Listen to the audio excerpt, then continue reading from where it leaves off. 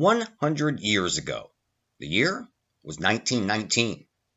The Chicago White Sox were steamrolling through Major League Baseball on their way to the World Series, a series the Sox eventually lost in 9 games to the underdog Cincinnati Reds, thanks in part to a handful of cheats on Chicago's team that would later be labeled the Black Sox. 1919, the president was Woodrow Wilson. Prohibition goes into effect, as women in 1919 were fighting for the right to vote. World War I came to an end with the signing of the Treaty of Versailles.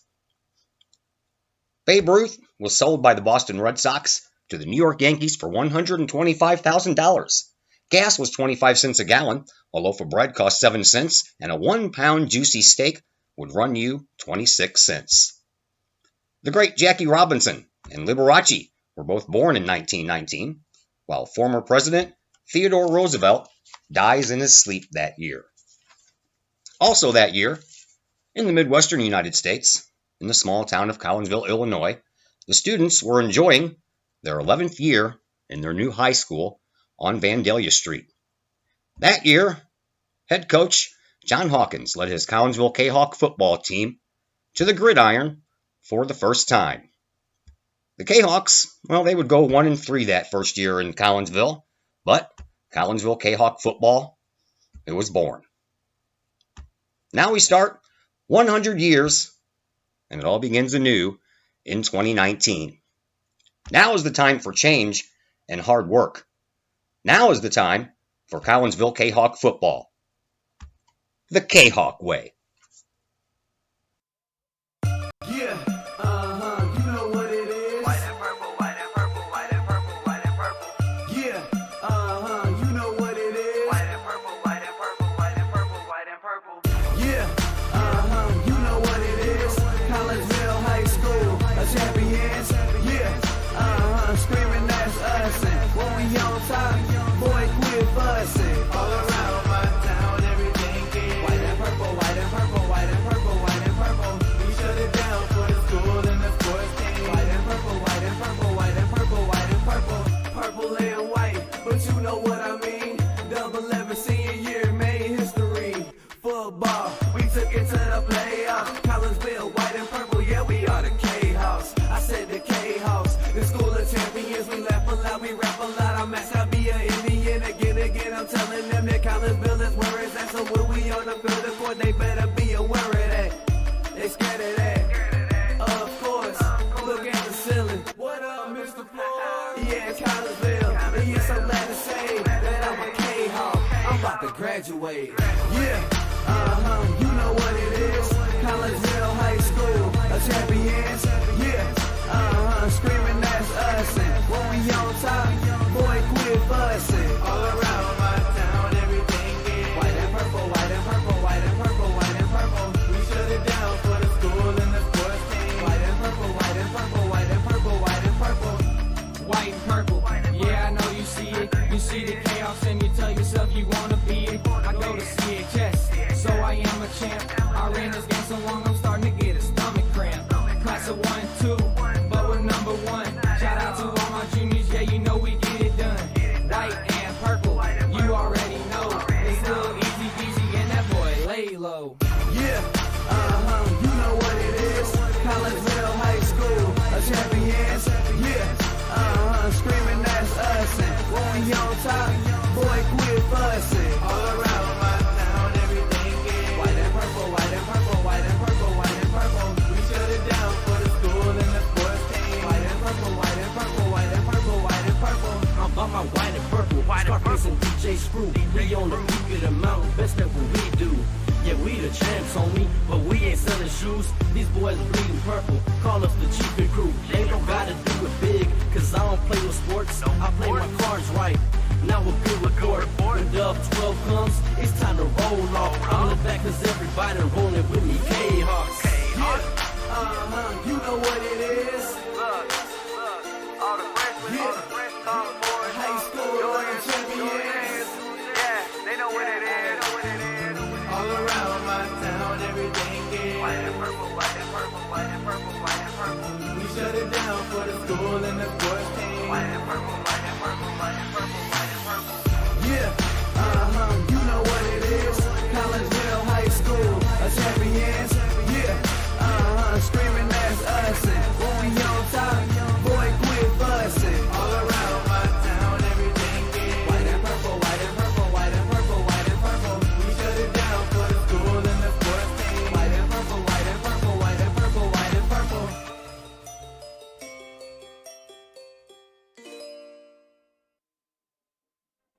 And a very good evening, everyone, as we welcome you to Kahok Stadium here on this Friday night, week number 4 of the high school football season. I'm Todd Duke, and glad that you're with us here on the Kahok Sports Network. Dr. Chris McCluskey will be along in just a little while as we get you set for this matchup between your Collinsville Kahoks and the Taylorville Tornadoes. First, we welcome you in to the Cullip Jennings Florist pregame show. Cullip Jennings Florist, a staple in the Collinsville area, has been for generations. Cullip Jennings Florist, located at 517 West Clay Street. You can stop in for weekly specials. This week's special, a fall bouquet inside of a stylish vase, all for just $25. That's right, a dozen fall flowers in a vase already, and all you have to pay is $25. Give Cullip Jennings Florist a call at 344-0404 or online at cullipjennings.com. Well, Collinsville comes into this contest 0-3 on the year, having dropping the first 3 of the year against Cahokia, Triad, and Alton, and in the process have been outscored 122-13. And they get ready to take on a Taylorville team that comes in undefeated at 3-0 under 11th year head coach Jeb Odom. We had a chance to catch up with Collinsville head coach Mike Popovich just a little while ago, and we'll pass that conversation on to you next as the Cullip Jennings Florist pregame show continues here on the Kahok Sports Network. Collipp Jennings Florist, a Collinsville original since 1939.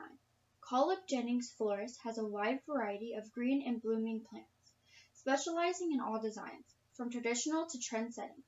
Collipp Jennings Florist is of course your place for beautiful flowers, suitable for any occasion, from anniversaries to birthdays, graduations to weddings. Collipp Jennings Florist is there for any life's major moments. Collipp Jennings Florist, 517 West Clay Street in Collinsville. Call 344-0404 or online at collipjennings.com. And we welcome you back into the Cullip Jennings Florist pregame show here on the Kahok Sports Network. We're back at Kahok Stadium tonight, week number 4 of the football season for high schoolers. And joining us now is Collinsville head coach Mike Popovich. Coach, kind of a rough start, 0-3 on the year, and I would imagine your MASH unit is just about as big as your roster is by now. It's been a rough start. I mean, it's been. I'm not sure that I've seen the amount. I mean, I've been doing this, and we added up the other day 19 years, and I've never seen this many injuries in such a short period of time. It's been trying for sure, and kudos to the kids because we've continued to battle.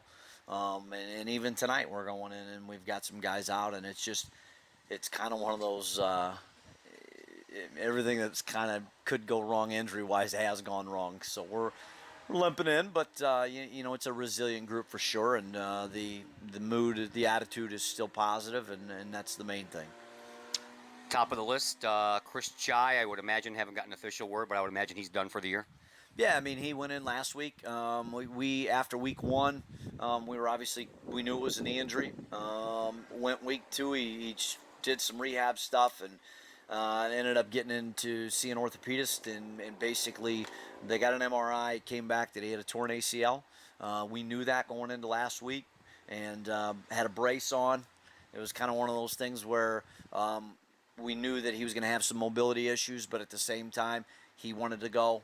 And from a leadership standpoint, I mean, the energy was definitely up when they heard Chris was going to play, and none of the kids knew that he had a torn ACL, and he went out there and he gutted it out. It's one of those performances that I definitely won't forget, just because it doesn't get any bigger than that with him.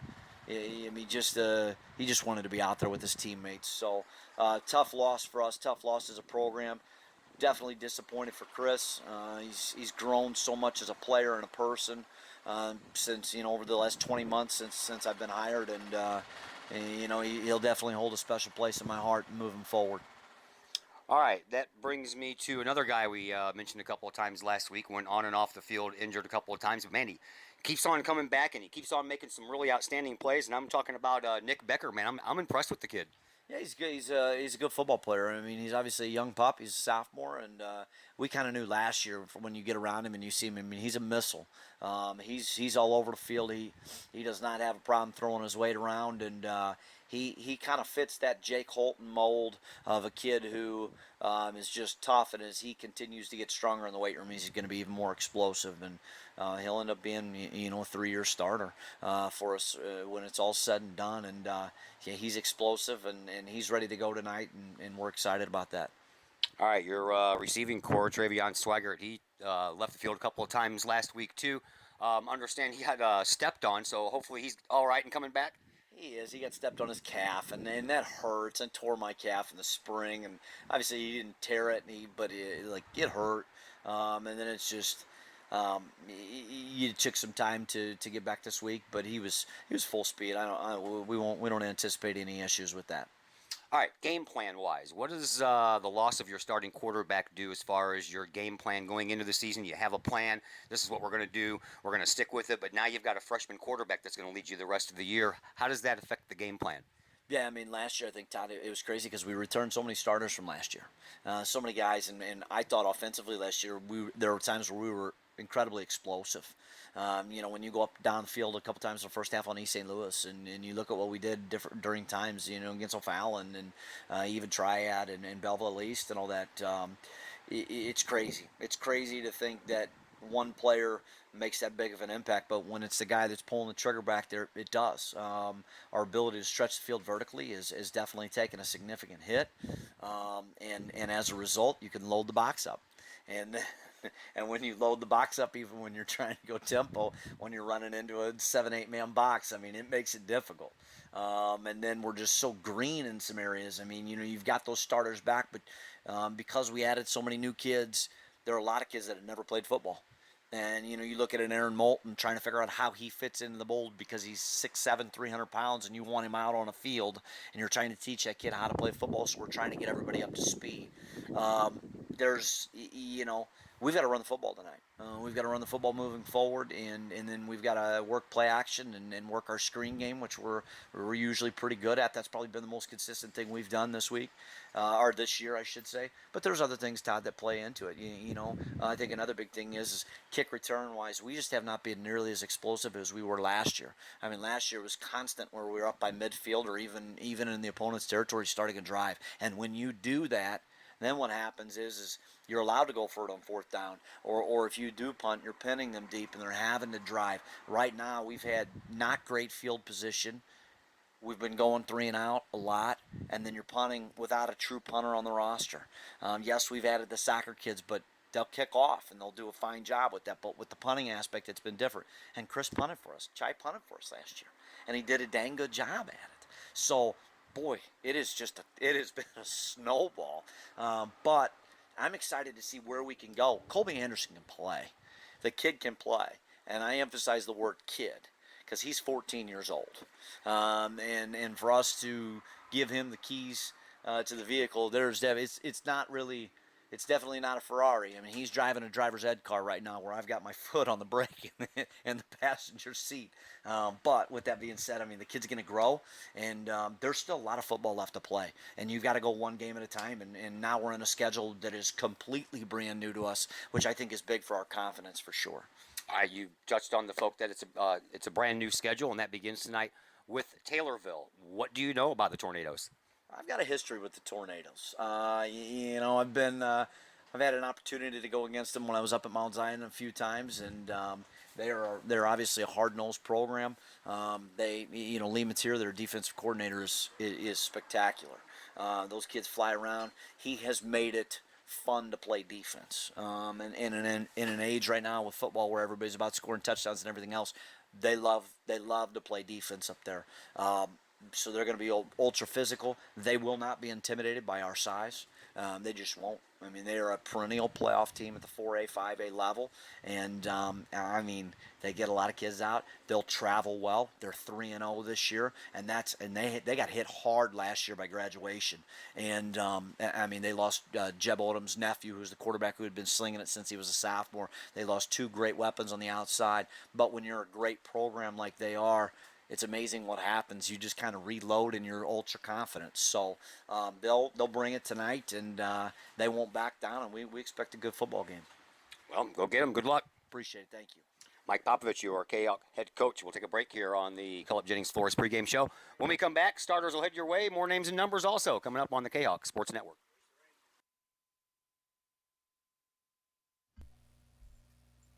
Call Up Jennings Florist, a Collinsville original since 1939. Call Up Jennings Florist has a wide variety of green and blooming plants, specializing in all designs, from traditional to trend settings. Call Up Jennings Florist is of course your place for beautiful flowers, suitable for any occasion. From anniversaries to birthdays, graduations to weddings, Call Up Jennings Florist is there for any life's major moments.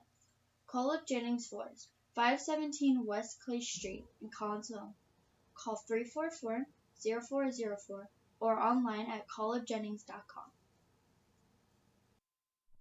Something old can be something new again. The Old Herald Brewery and Distillery in Collinsville proves that old adage right one more time. Derek and Whitney Reiser, along with brewmaster and distillery operator Torrin O'Brien, Old Herald Brewery and Distillery is not just a place to eat and drink, but more of a must-experience destination in the St. Louis area. With its Collinsville Herald newspaper feel, Old Herald Brewery and Distillery features a restaurant, a tap room, and of course a state-of-the-art one-of-a-kind distillery. Old Herald Brewery and Distillery can handle all of your group functions, as well with an event space that can handle you and 79 of your friends for any large gathering. And the food? Well, simply amazing, with local and new favorites, plus brunch on Sundays. How about bocce ball or bags on the patio? Old Herald Brewery and Distillery in Collinsville, 115 East Clay Street in Collinsville. Give them a call at 855-8027, online at oldheraldbrewing.com, or on Facebook at Old Herald. Pace Design and Construction in Maryville. Whether building a new home, making an addition to the home you currently own, or finally getting around to that remodeling job you've been putting off, Pace Design and Construction in Maryville can help. Pace Design and Construction is a building and remodeling contractor you can trust. They provide the highest quality, they are dedicated to their customers, and are committed to completing your project on time and within budget. Pace Design and Construction in Maryville. Give them a call at 618-407-5466, online at pacedesignconstruct.com, or on Facebook at Pace Construction Design.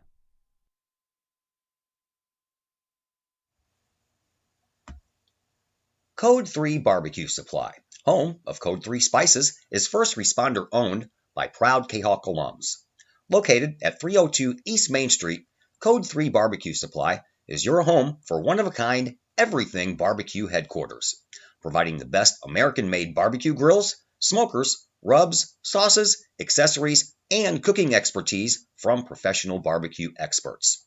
Code 3 Spices provides award-winning rubs and sauces and donates 25 cents a unit sold to first responder and military organizations to aid the fallen and assist with suicide prevention and PTSD awareness.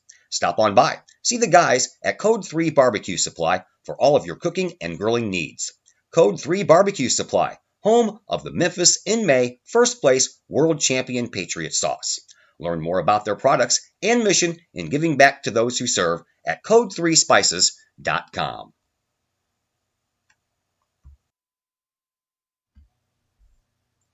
Call Up Jennings Florist, a Collinsville original since 1939. Call Up Jennings Florist has a wide variety of green and blooming plants, specializing in all designs, from traditional to trend settings. Call Up Jennings Florist is of course your place for beautiful flowers, suitable for any occasion. From anniversaries to birthdays, graduations to weddings, Call Up Jennings Florist is there for any life's major moments. Call Up Jennings Florist, 517 West Clay Street in Collinsville. Call 344-0404 or online at callupjennings.com. And once again, we welcome you back into Kahok Stadium in the broadcast booth here. I'm Todd Duke. Dr. Chris McCluskey will be along here in just a little bit as we get you ready for this game between Collinsville and Taylorville. Just a little bit about Taylorville. They're coached by Jeb Odom. He's into his 11th year. He brings with him a 3-0 record this year, and he is 69-38 overall. He's been coaching since 2009. No better than a 4-5 record in his first 3 years, which the program went 12-24, but then 2013 came around, they qualified for the playoffs at 5-4, and the next 5 years they qualified for the playoffs. They went 10-2 in 2014, 11-1 in 2015, 8-3 in 2016, 9-2 in 2017, and last year they also went 11-1. They beat Chillicothe 57-30 last year in round number 1. Then they downed Columbia right up the road from us here, 45-23 in round 2 before they lost to Rochester in the quarterfinals by a score of 64-26. We are underway, and we have a battle of purples going on out here. Collinsville, of course, will be the home team. They're dressed in solid purple, except for their helmets are in white, and the numbers on their jerseys are in white. Taylorville, they have on purple trousers with a yellow stripe up the side, and they have on the white jerseys with the purple helmets. Collinsville has the ball first to begin this game. Collinsville trying to get out of their little funk that they're in, 0-3 on the year. They're going to start off with a little wildcat formation as Jake Holton stands in the shotgun position. He will have Gabe Miller to his left, and he's going to follow Gabe Miller all the way around the left-hand side and barrel forward for a gain of about 3, maybe 2 on the play after they put the ball down, and it's going to be second down and about 8 to go for Collinsville here on their own 43-yard line. Just underway, 11:35 left to play here in this opening quarter. Glad that you're with us here on the Kahok Sports Network. It is Italian Fest weekend here in Collinsville. And here's a handoff and a little bobble by Gabe Miller, and then he gets it back, crosses the 45 to about the 46, gained about 3 on the play, so it's going to bring up a 3rd down and 5 here for the Collinsville Kahawks. Want to welcome in DeMarcus Stevenson over here on the camera. He is a injured varsity player, cornerback for the Kahawks. He'll be manning our camera for us here tonight. Dr. Chris McCluskey a little bit delayed, but he is on the way. I've already been told that. Big 3rd down play here for Collinsville. They only converted 1 of 10 last week versus Alton. And immediately, Collinsville is going to have to take a timeout. So they will burn a timeout. And for those of you watching from Taylorville, don't know what's wrong with the scoreboard. For some reason or another, there's a timeout bar missing on the visitor side. Same thing happened last week when we played Alton.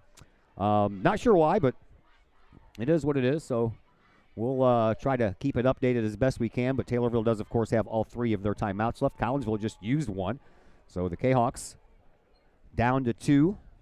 10:53 left to play. I guess Coach Popovich didn't like the way things were lined up and looking, so he called timeout. Maybe he called a new play. We will see. All right, the freshman, Colby Anderson, is in there at quarterback after a couple of wildcat plays there by Jake Holton. And Anderson takes the snap, and he'll hand the ball off and does so to Kyler Williams, and Williams barrels his way to the 50-yard line. They're going to mark him down at about the 40. Now they're going to mark him down right at the 50. Need to get to the opponent's 49 for a 1st down, and Collinsville is going to go for it here on 4th and 1. A hurry-up offense as Anderson stands in shotgun, maybe trying to draw the Tornadoes offside. And now an empty backfield as it looks as if Colby Anderson is in a punting formation. And he'll take the snap, and he will indeed punt it. Not a bad punt. It's high, not very deep, but a fair catch called for at the 24-yard line by Taylorville's Camden Woodard. And the Taylorville Tornadoes will start their first possession on offense here in this game. They'll bring with them Caden Millum. He is the quarterback, 23 of 107. Or excuse me, that's the rushing, 43 of 65, 582 yards, 5 touchdowns, and 1 interception for the senior quarterback for the Tornadoes. He's also ran the ball 23 times for 107 yards and a touchdown. He's got a couple of good runners behind him. This one's going to go in the flats along the line of scrimmage, and that is a catch by the younger brother, Ethan Millum. He has 3 catches for 20 yards and a touchdown in his limited duty thus far, and he gains about 2 on the play. That'll bring up 2nd down and 8 here for Taylorville. In the backfield, you have Austin Heckert.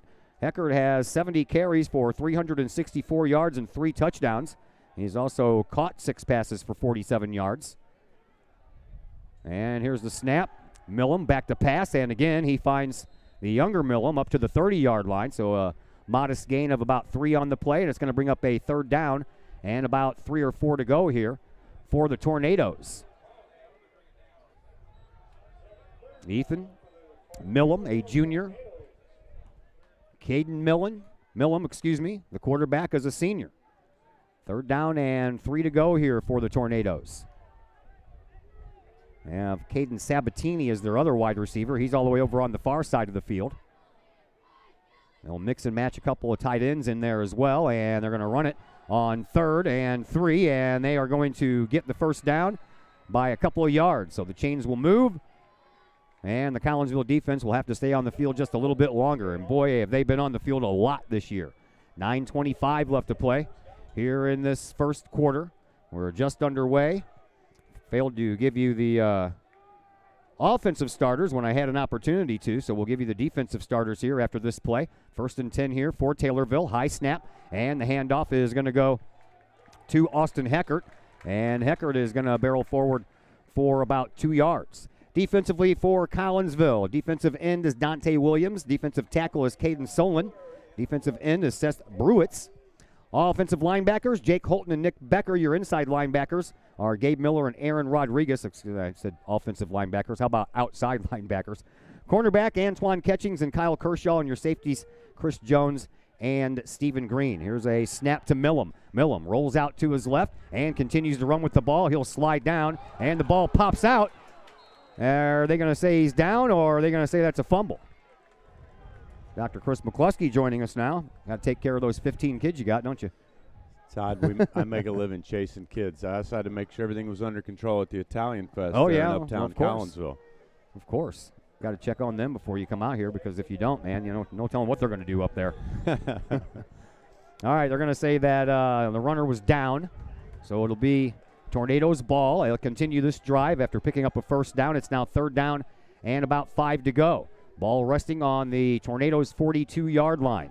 Millam in shotgun. Has 2 wide receivers on both sides. He's going to go back to pass. Looks right, throws right, but we have a flag and a whistle.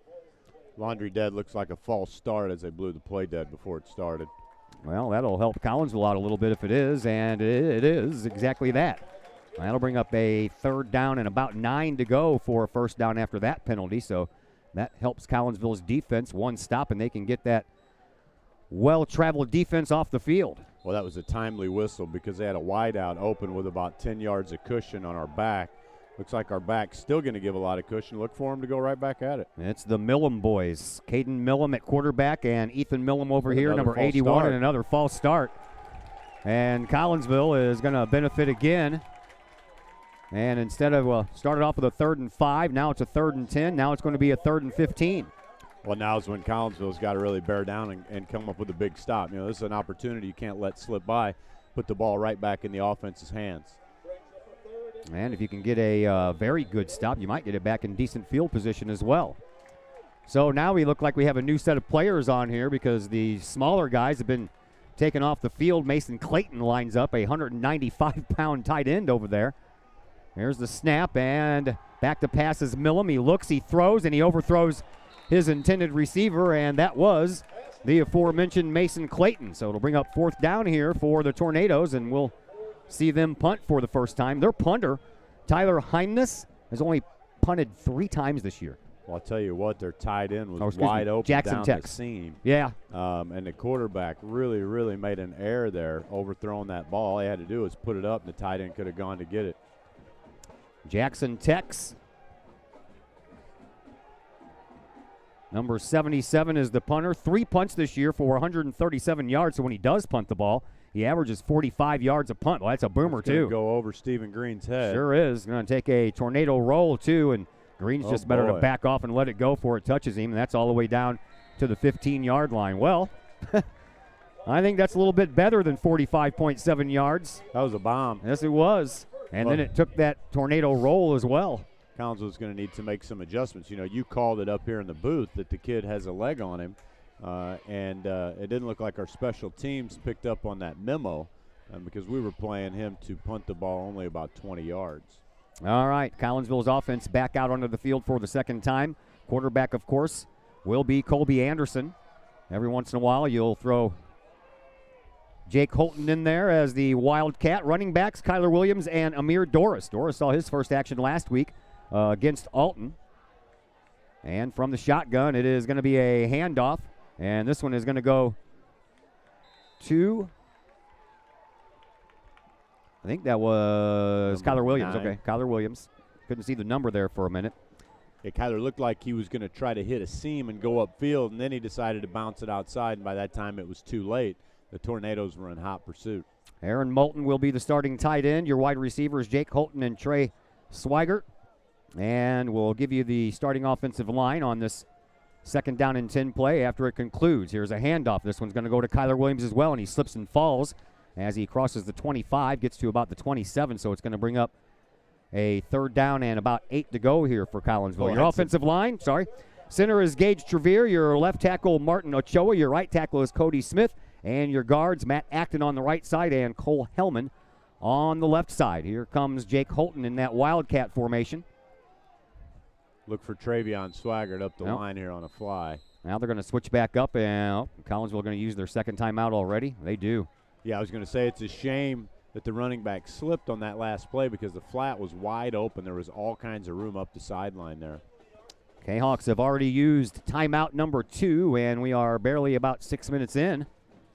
So let's hope they don't need one of those a little bit later. But, again, Coach Popovich didn't like the way things looked as far as them lining up. There was a little confusion back there. First, Holton went back in the shotgun, and then Anderson came back into the shotgun while Holton went out on the other side. So Coach Popovich called a timeout instead of taking a penalty on 3rd down and 8. Yeah, you really have no choice at that point. You'd like to save the timeouts, but when you're 3rd and 8 on your own, 17-yard line or 18-yard line, you've got to make sure everybody's on the same page and you've got a chance for a 1st down.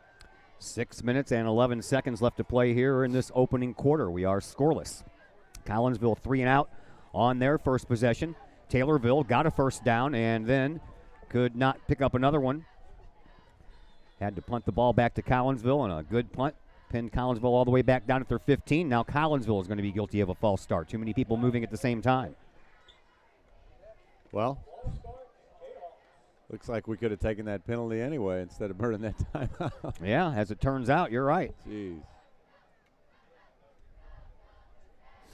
So no time escaped off the clock. Still 6 minutes and 11 seconds, and now it is a 3rd down and about 13 to go for a 1st down. Collinsville needs to get up to the 26-yard line for a 1st down.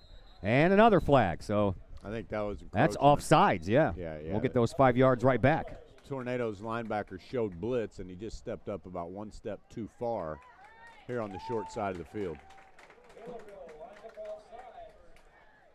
So back down to a 3rd and 8. Okay, now the timeout was worth it again. Sure, we'll go with that. Lee lines up as a wide receiver on this side. Coach Darren Lee's son. Back to pass is Anderson. Almost intercepted. Boy, oh boy. I tell you what, Chaz Allen was right there, and if he would have clamped down on that ball, that would have been an easy 6. That would have been a pick 6. He sniffed that one out almost before we even snapped the football. Well, that's going to bring up a 4th down, and we've already seen Colby Anderson punt once. I guess we're going to see it again because it is 4th down and 8, and the ball resting on the 17-yard line. Not a time to go for it. Well, you can bet Taylorville's done their homework and watched a lot of film.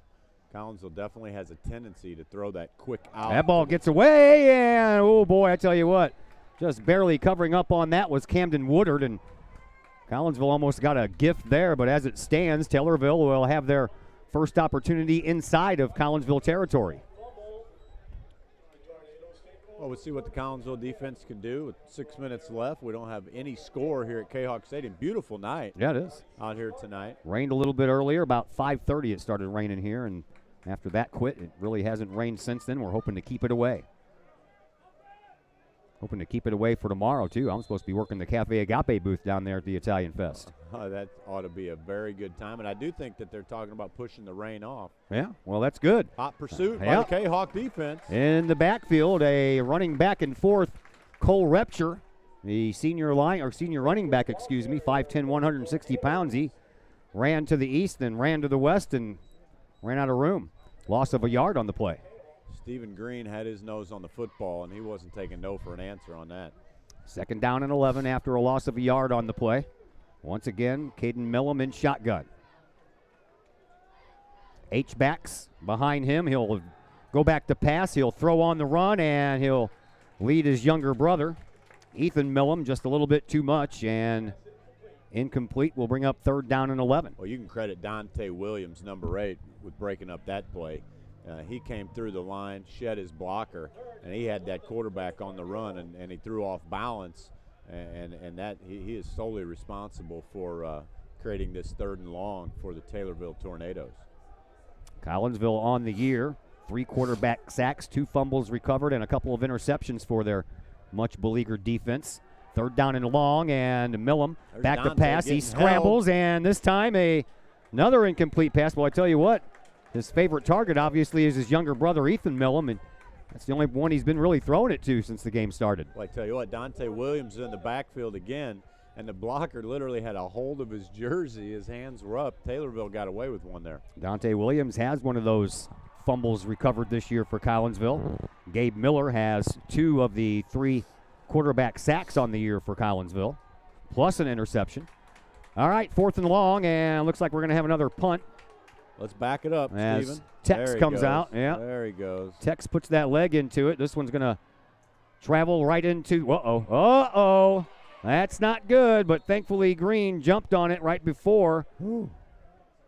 The defender got there, and he was ready to pounce on it as well, and I believe that was Ethan Millam who almost got that fumble recovery. And Collinsville, after the first punt by Tex, started a drive on their 15. This one's 5 yards deeper. They're going to start this one on their 10 with 5:02 left to play here in this first quarter. Well, I think you're going to see Collinsville has some success with the running game. I mean, we're bigger up front. If our running backs can hit the holes and bounce to the outside, you're going to see us gain some yards on the ground here. Anderson in shotgun has Kyler Williams to his right. Here's the snap. Handoff goes to Williams. Williams dodges one tackler and slips and falls again. I want to put that guy some longer spikes. I'm telling you. Anderson, by the way, came into this game having completed 11 of 25 passes for 120 yards, 1 touchdown, and 3 interceptions. Chris Chizier ends, completing 7 of 18 for 91 yards and no touchdowns or interceptions. And now Anderson looks to the sideline, gets a last-second play. Plenty of time on the play clock. And the snap didn't even make it back to Anderson, but he jumps on it and recovers it. But that's going to be a wasted play, and it's going to bring up 3rd down here for the Kahawks. Fumbled snap. There must be a lot of moisture on the ground down there due to that rain. We got guys slipping and sliding. We've got a fumbled snap now. So we're just going to have to dial up our focus a little bit more, pinned deep in our own territory. Amir Doris is the lone setback in this formation. 3 wide receivers on the far side. Handoff is going to go to Doris. He'll go to that right side, and he'll have a little bit of success across the line of scrimmage, and then the lane closes up, and he gains about 3 on the play, but Collinsville is going to have to punt again. It's going to be 4th and about 8. Yeah, it looks like Collinsville was successful getting past the primary blockers, but once we get into that secondary, linebackers seem to be sitting there waiting on our running backs. 3:40 left to play here in this opening quarter. Clock continues to run after the running play. Doris comes off limping a little bit. And Anderson ready to punt once again. Camden Woodard is back at midfield. This one's a little low and right to Woodard at the 45-yard line of the Kahawks. He gets past the first couple of tacklers, runs into his own guy. And when he did that, that allowed Collinsville a chance to catch up and put the lick on. Yeah, he did us a favor there. Yeah, he did. That would be Benjamin Michael who got in the way and was ran into by Woodard. Well, field position game in effect here, basically that set of downs just moved the ball up about 15 yards for Taylorville. Collinsville is going to have to buckle up their defensive helmet straps once again and keep this team from scoring. 1st and 10, Taylorville on Collinsville's 40-yard line. Here is the handoff, and it goes up the middle and not very far for Austin Heckert. He gets about a yard. Yeah, Collinsville's defensive line's doing a nice job standing Taylorville's O-line up. And we do have a really talented linebacker core here in Collinsville, and they're doing a good job filling the gaps. 2 wide receivers line up on either side. 1 lone setback, that's Heckert. As Caden Millam in shotgun throws to his left, has a receiver open, and that receiver has enough for a 1st down right at the marker at the 25-yard line. And that, I believe, was somebody besides the younger brother. That was Caden Sabatini. Sabatini coming into this game had 1 catch for 0 yards. So now he's got some positive yardage here. Fresh set of downs for Taylorville. They'll hand it off to Heckert, and he'll try the right side. And tell you what, number 4, Like a gain once of about again. 3 or 4 on the play. Yeah, Jake Holton once again coming up and making the stop before that turned into something a lot worse. 2nd down and 7 after a gain of 3 on the play by Heckert. Ethan Millam lines up as the lone wide receiver on this side of the field. Caden Sabatini on the far side. And again, Austin Heckert, the lone setback until just now when Mason Clayton joined the fray. But the handoff goes right up the middle for Heckert, and he'll get to the 20-yard line. Gained about 2 on the play. It'll bring up 3rd down and 5. Well, I tell you what, for a small town up in Taylorville, Illinois, they do have guys with some size out there. They've got an impressive-looking group of young men. 1:45 left to play here in this opening quarter. No score between Collinsville and Taylorville. Here's the snap. Millam back to pass. He looks and he finds once again Sabatini, and Sabatini runs out of bounds right after he needed a yard to pick up that first down, pushed out of bounds by none other than, we've been calling his name for the last few weeks on the defensive side of things. He's not afraid to go make a tackle, that's for certain. But another fresh set of downs for Taylorville. They're knocking on the door. They're in the red zone at the Kahok 14-yard line, and another flag will fly out, and this one's going to go against Collinsville. So yeah, we've tried that to pull them off sides a couple times, and they returned the favor, and we bit. So that's going to cut the first down marker in half for the Tornadoes. 1st down and 5 from the Collinsville 9. Tight end, Clayton, 2 wide receivers, and it's going to be a quarterback keep, and he'll get hammered at about the 7-yard line. Pickup of a couple. And that'll bring up 2nd down and about 2 to go for a 1st down. Yeah, very nice play by the Kahok defense. Again, defensive line is really holding up and doing their job. 1 minute to go here in this 1st quarter. Nice breeze blowing. Feels great out here now. Is that big Aaron Moulton Another playing hot defensive day. tackle out there on this side? I believe so. Here's the snap, and the handoff goes to Heckert, and immediately Jake Holton plants him where he sits. Big hit, number 4, Jake Holton. What a play. That's going to bring up a 3rd down and about 1 to go. Final 30 seconds here in this 1st quarter. And now we'll see Millam under center, and he'll keep it, and he'll barrel forward enough for the 1st down, and that will probably be the last play of this 1st quarter. Well, they move the chain, so that stops the clock.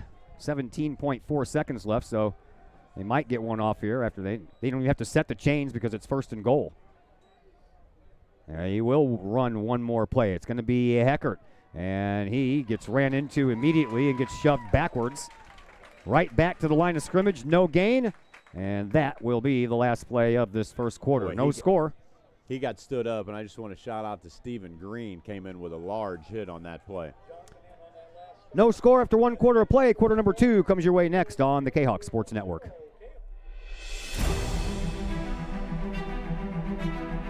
At Visionary Wealth Advisors, we empower you to see your future before it's your future, to create your inheritance,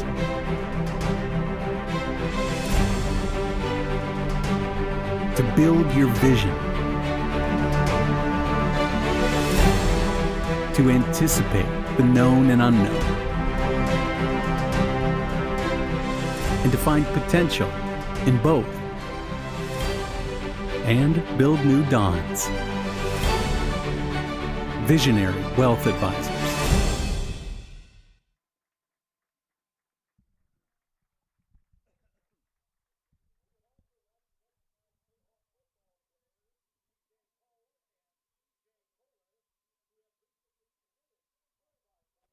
We will welcome you back to Kahok Stadium. About ready to start quarter number 2.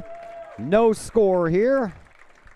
on the beginning of the Italian Fest weekend. It's also Military and First Responders Night, Appreciation Night here at Kahok Stadium. They just got a round of applause and were told to stand. Collinsville Kahok players been roaming the sidelines with the American flag just for this night. And it is second down and goal for Taylorville here as we begin quarter number 2. We begin quarter number 2 with a little confusion.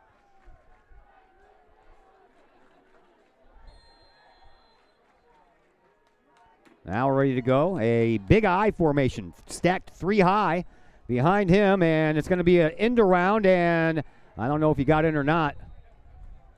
We're going to look like we're going to be about a yard short, maybe a half a yard short. That was Jackson Tex, the punter.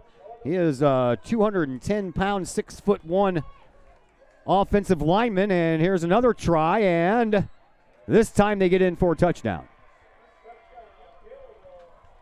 1 yard touchdown run. Not even sure who was the one who carried the ball at that point. There was just a big old mass of humanity down there. And I believe, well, I'm not even sure what to believe. I don't even know who came out from underneath. Is Tyler Hemness, and now we're going to have a false start called. Yeah, Big Hemness goes 6'4", 185. Now they've got another guy goes 6'4", I noticed. 6'4", 175. They've got some bodies out there. So now they're going to try the extra point. Ball will be spotted on the 20, so basically it's going to be a 30-yard extra point. Hemness has made 3 PATs on the year, so that means he's missed a few. Here's the snap, ball down, kick on the way, and that one is no good. Falls a little bit low and short, so the score will remain 6-0 in favor of Taylorville. We'll take a brief timeout. When we come back, Collinsville will get the ball next on the Kahok Sports Network. Cafe Agape serves up some of the best sandwiches, burgers, pork steaks, meatloaf, and more in Collinsville. And yes, they do catering, wedding receptions, luncheons, business meetings, and more. And Cafe Agape is your destination for all of your holiday and party favorites, both main courses and delicious sides. Cafe Agape, check them out at 703 St. Louis Road, or check out the lunch buffet at the Columbus Plaza location on 157 in Collinsville. Call Cafe Agape at 345-CAFE, 345-2233. Yes, they still cater. Cafe Agape, that's some good eats.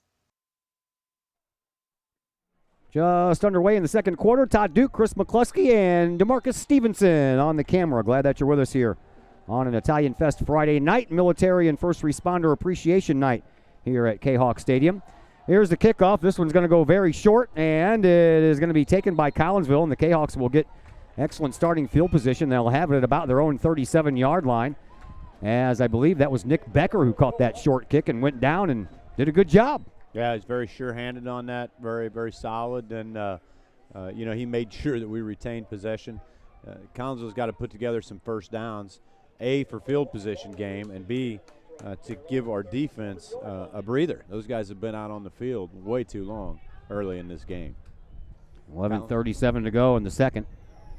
Collinsville's going to take over at their own 37-yard line, it looks like.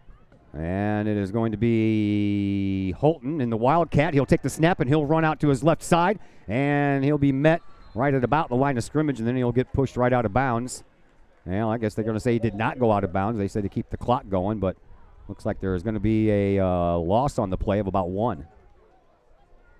Well, he started going off tackle on that left-hand side and then stopped for a second to go farther left, and when he did that, that's when he got caught.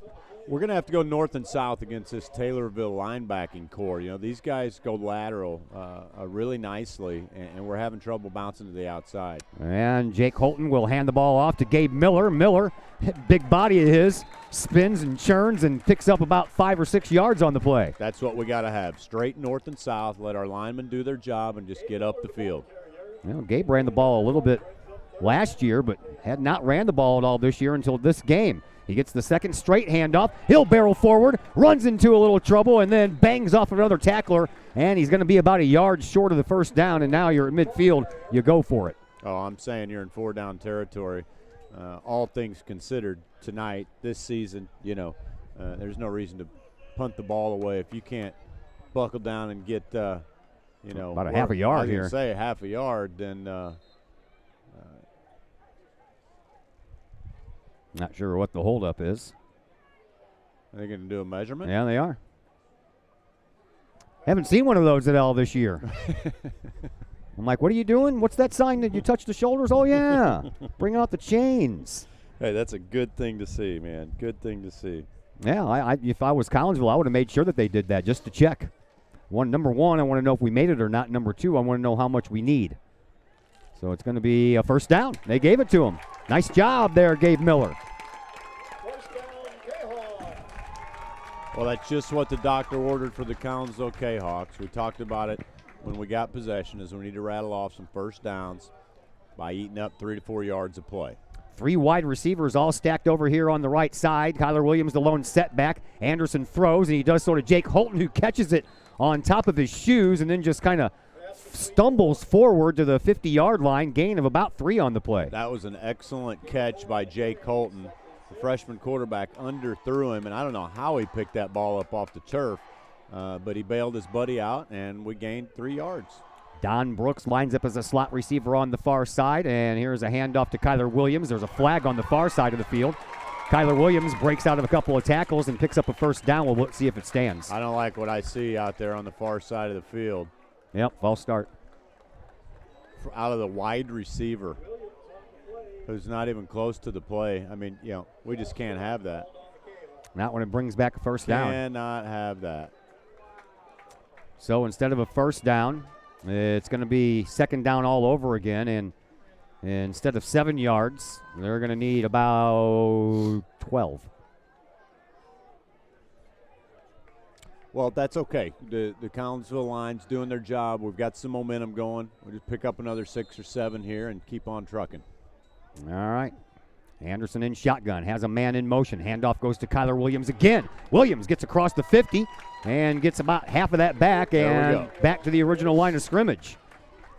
Jake Holton is limping down on the field, folks. That's not a good thing. He's trying to stay out there, but he's down. He eventually goes down on his knees, and we have an injury timeout, so we'll step aside here for just a moment as well. Back with more in just a second here on the Kahok Sports Network. The people of Illinois welcome you. The folks in Collinsville, Illinois, well, they want you to stick around for a while and enjoy the sights, the fun, the food, and, of course, the Collinsville Kahawks. The city of Collinsville is a proud supporter of the Collinsville Unit 10 School District. So welcome to Collinsville. Come on over, catch a Kahawks game, or enjoy some of the new places to eat, shop, and have fun. There's plenty to do for the young and the young at heart. Enjoy Christmas at the Collins House during the holidays, tunes that bloom in the warm summer months, and more. Well, it did not take long for Jake Holton to get off the field, so hopefully he'll be okay, and he'll be back out there momentarily. But we were going to run out of time on that commercial, so we'll owe the city of Collinsville a commercial next time we get a break. Anderson in the shotgun, third down and about 5 to go. Here's another handoff to Kyler Williams, and he tries right into the heart of the line of scrimmage and gets back to the line of scrimmage, and that's it. Fourth down. Yeah, trainer not paying a lot of attention to Jake Holton down on the sidelines. He's already up, bouncing around. I think maybe he just turned his ankle, got a little stinger, but it looks like he's in relatively good shape considering. Fourth and about 5 to go. We'll call it about 6. Loss of about a yard on that play. Ooh, they're going for it. They are going for it. Boy. Jackson Lee lines up as a wide receiver on this side of the formation. We're down to 13 seconds on the play clock, and now it looks like they're going to change the play as Anderson hollers out some signals. Everybody stays put, and then we have movement. Oh. Again out on the slot receiver side. Now you have to punt. Well, when your punter is your quarterback, you never can tell what they're going to do, but it's number 32. Well, Anderson's been punting the first couple of ball. Don Brooks. Yep. On the false start, trying to draw the Tornadoes off sides. So it's fourth down and 11 now. Empty backfield. We'll see if Anderson's going to punt it. And he is. He gets a nice Good punt. Kick. Lands and pops straight up in the air, though. Can't get one of those Kahawk rolls, can we? Down at the 20, it's going to be 8:38 left to play here in this second quarter. And already leading 6-0. Taylorville will have the ball back again, but this time they'll have it a little bit deeper in their own territory instead of deep in Collinsville's territory. Yeah, hey, at least we got a couple first downs, and we got an idea of some of the things that we're going to be able to do to penetrate this Taylorville defense. Need a big defensive stop here and score going into the half.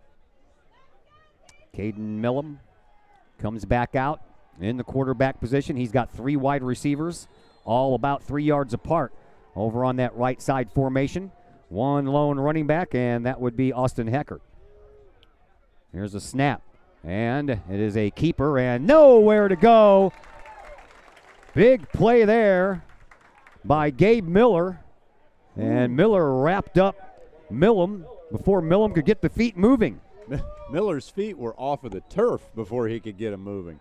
And he was flat on his back. Big hit by the linebacker, Gabe Miller there. Nice play. Loss of a yard on the play brings up 2nd down and 11 from the Tornado 19.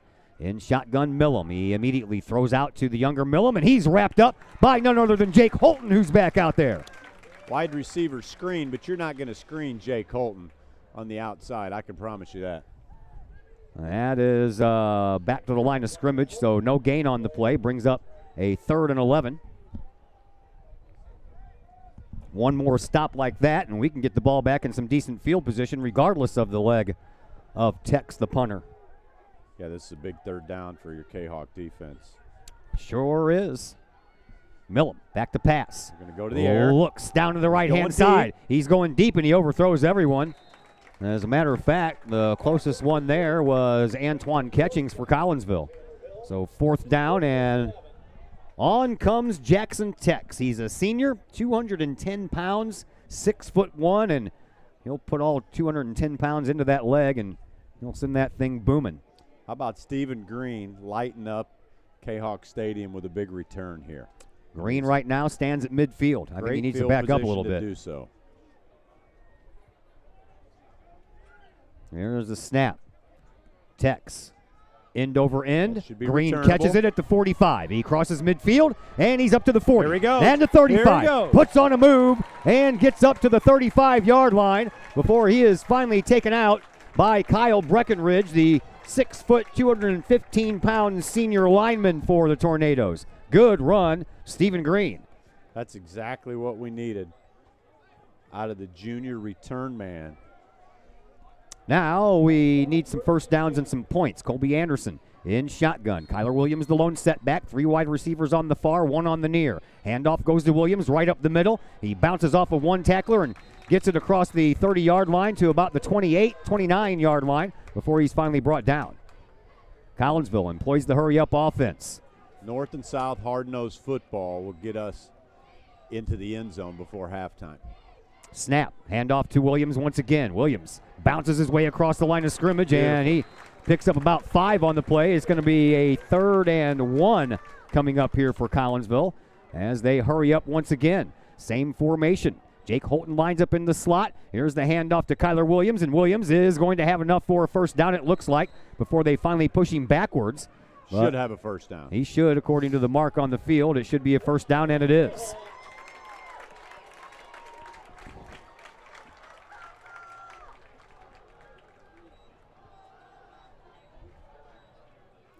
This time the 3 wide receivers come over to this side.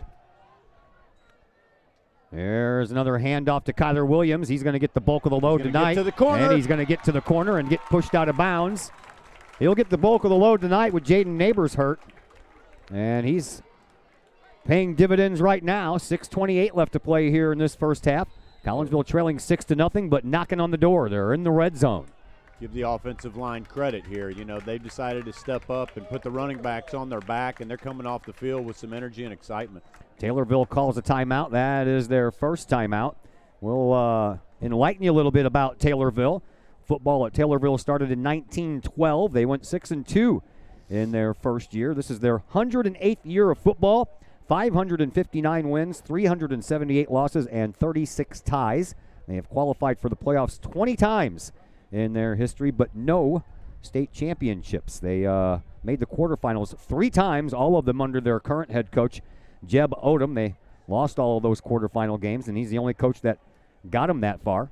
Longest tenured coach in Tornado history is Scott Alberstein, 16 years between 1993 and 2008. He went 98-62 and qualified his teams for the playoffs 11 times. They do have one state championship in Taylorville, and that is boys basketball. 1943 season, they went 45-0.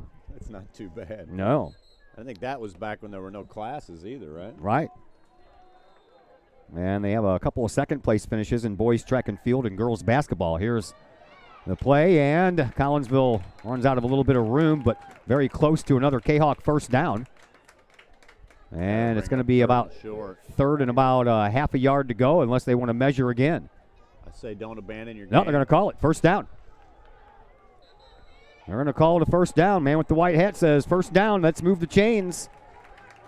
So Collinsville will have a fresh set of downs as the ball sits on their 14-yard line. Is that like Curious George, the man in the yellow hat? Yes. 6:15 to play here in this first half. In shotgun once again is Colby Anderson. Takes the snap, hands it off to Kyler Williams. No room up the middle, so he's trying the outside, runs into a couple of Taylorville players. That ball is down. He was down. And it's going to be no gain on the play. So it'll bring up a second down. Collinsville needs to get down to the 4-yard line for a first down, unless, of course, they put it into the end zone first. Coach Popovich during the pregame show said you're going to see a steady diet of running tonight. Well, and there we tried to go east and west, and again, their linebacking core just caught up with us. Williams goes straight ahead. He's got some room, and he's going to make it down to about the 6-yard line before he's finally brought down. It'll bring up a third down and about 2 to go for Collinsville. Set that compass to north and south, and let's poke this baby in the end zone. Quick formation for Collinsville again, and this time it's going to be Anderson who's going to keep it on the left side. He gets slaughtered, but he gets up to about the 5-yard line. As I said, Collinsville's got to get up to the 4. I think that was a blown play. I think he just missed the handoff, so he decided he'd try to give it a shot, and boy, did he take a blow on that one. But it's the Taylorville guy that's down. Colby Anderson popped right up like a champ. 4th down and about 1 to go for a first down here for Collinsville, and big Gabe Miller comes in, stands to Anderson's right. He'll get the ball, low snap, and that's not good. Nothing we could do about that except fall on it. And because it was 4th down, that's a turnover on downs just when the Kahawks were poised to put some numbers up on that scoreboard. Well, that's 2 fumbled snaps by the center, Gage Trevere. And, I saw them down on the sideline working on snaps with him and the quarterback while we were on defense, and that's just an unfortunate turn of events, especially for that young man, because I know he's obviously down there trying his best. But man, oh man, what a time to not be able to get the ball back to your quarterback. Well, now we need a big defensive stand here. Maybe we can force a turnover and take one in and get a score for the D. Good for Coach Curry down there pumping up our junior center. He's telling him to forget about it, turn the page, and look forward to the next play. That's what you have to do. Millum in shotgun. Has a man in motion. That is the younger Millum, and he gets the fake handoff. The elder Millum keeps the ball and rambles himself forward to about the 15-yard line. Pretty good gain there by the senior quarterback for Taylorville. Well, now with 4.5 minutes left, Collinsville's defense has no choice but to come up with a stop here. In what's bound to be a low-scoring game, you absolutely cannot go into the locker room down 2 touchdowns, especially when you were knocking on their door. Movement up front by Collinsville. I can't believe they don't let them stop and get reset. I mean, they weren't even ready to call the play yet. I don't really like that rule. I wish they would change it, but, that's just me. Yeah, well, the other thing you can do is just stay put and not jump. True. Right? Watch the ball. Yep, I understand that, but it'd be different if it was once. But I mean, we've been guilty of that several times tonight. That makes it a first down. Still an opportunity for a big stop here. 4 minutes to go in this second quarter. Ball on the Collinsville the Taylorville 21-yard line, and a running play goes for about 3 by Heckert. It's like the Kahok marching band's getting prepped for a halftime show. Incredible what Mr. Bobby Wright has done with this crew. They do some amazing things. Yeah, we're going to let the folks hear the band at halftime. I got a little write-up from Zach Roseman, who is a clarinet player on the team. Usually helps us out during road games, but he's got other things to do when the Kahawks are playing a football game at home. Here's another completed pass to the younger Millum, and that's going to move the chains once again. Collinsville has 1 timeout left. Taylorville has 2. We're down to 3:22 left to play here in this second quarter. Yeah, they've been doing pretty good in their little band competitions. Took second place, I believe, out of Woodham. I got the write-up. I'll read it at halftime. Yeah, I'd heard that. Millum in shotgun once again. Fresh set of downs for Taylorville as they try to drive the ball all the way down the field and chew up all the time and post another score, and they have one on a little screen play right in the middle of the field, and that's good. All the way up to midfield by Austin Heckert, the first pass that he's caught here in this game. All the rest of them have been running plays. Yeah, that was a nice play. They basically ran our secondary off deep and then came underneath where the linebackers had abandoned their position, and look for Taylorville to run the 2-minute drill with 2:45 left in the half. Clock stopped as the chains move, but now the clock continues to run. And again, it is Heckert in the backfield, right behind the quarterback, Millum. There's a snap. Millum's going to hand the ball off to Heckert. He tries that right side and has modest success, gets about 5 of the 10 that he needed for a first. Well, the good news is Collinsville kept them in bounds. Now, they do have 2 timeouts left, it looks like. Actually gave him 6 on the play, so it'll bring up 2nd down and 4.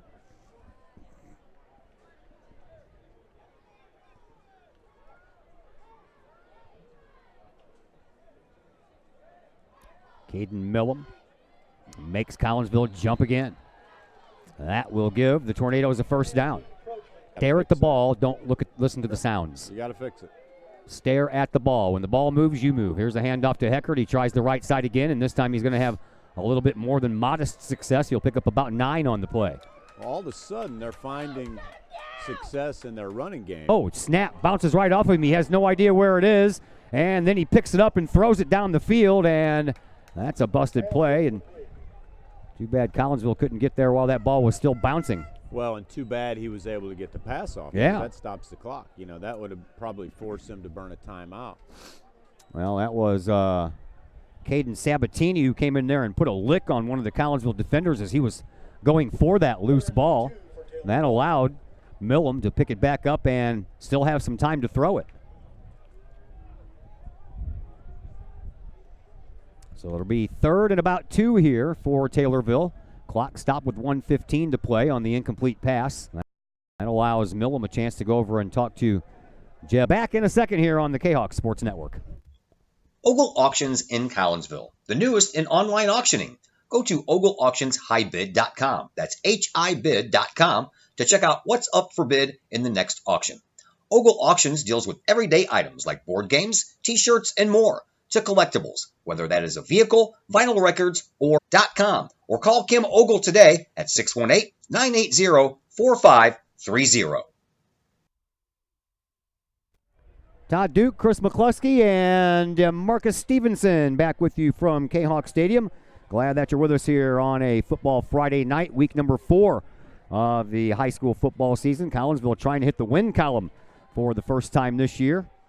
Talked to head coach Mike Popovich. I didn't ask him during the pregame interview, but I talked to him afterwards and I said, man, you guys pretty much got to win out if you're going to make the playoffs. He's like, I'm not even talking to the kids about playoffs. We're talking about one game at a time. You win this week, then you worry about next week. If the playoffs are bound to happen, it was meant to be, right? Yeah, at this point, you got to take things one game at a time, and you need to gain some positivity and momentum for the season. That's a handoff to Austin Heckert, and it looks like he has enough for another first down. So the chains will move. They'll stop the clock with 1:09 left to play here in this first half. Taylorville knocking on the door. Yeah, you know, football seasons shape up as a story, and the story has been less than ideal so far for the Kahawks this year. So That they just did need not some fool Nick positivity. Becker. Everybody else got fooled on the fake handoff to Heckard, as that was a keeper by Millam, but reliable number 19, Nick Becker, wouldn't bite on that at all. He stayed with the quarterback all the way out, and the quarterback, Millam, got back to the line of scrimmage, or maybe a yard, so we'll bring up 2nd down and 9. Kind of got a kick out of that.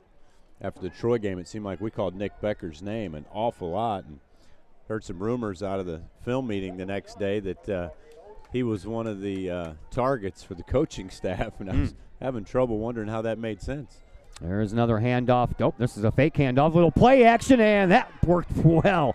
That is how you do a play action fake, and all the way down to the 1-yard line is going to be Cole Repsher. Well, we're either going to have a goal line stand or we're going to have 2 touchdowns to make up in the second half.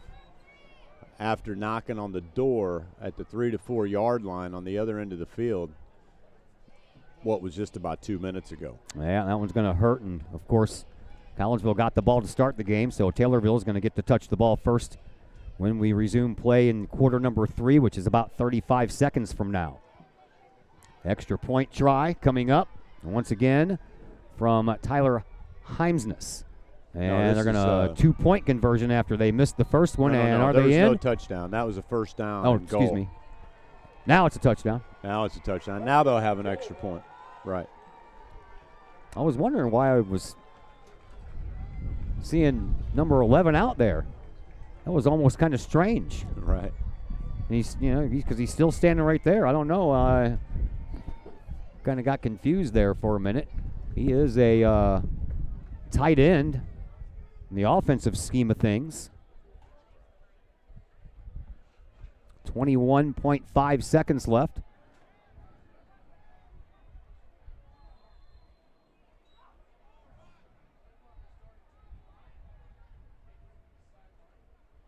And looks like Taylorville will go for 2. And before that, they'll have to use their final timeout. And we'll see Taylorville go for 2 here after this timeout is called. Don't forget, we have the Cafe Agape halftime show coming up. We are going to let you hang out and listen to the Collinsville High School Marching Band. They have been doing pretty good in their competitions this year. We'll tell you all about that coming up at halftime.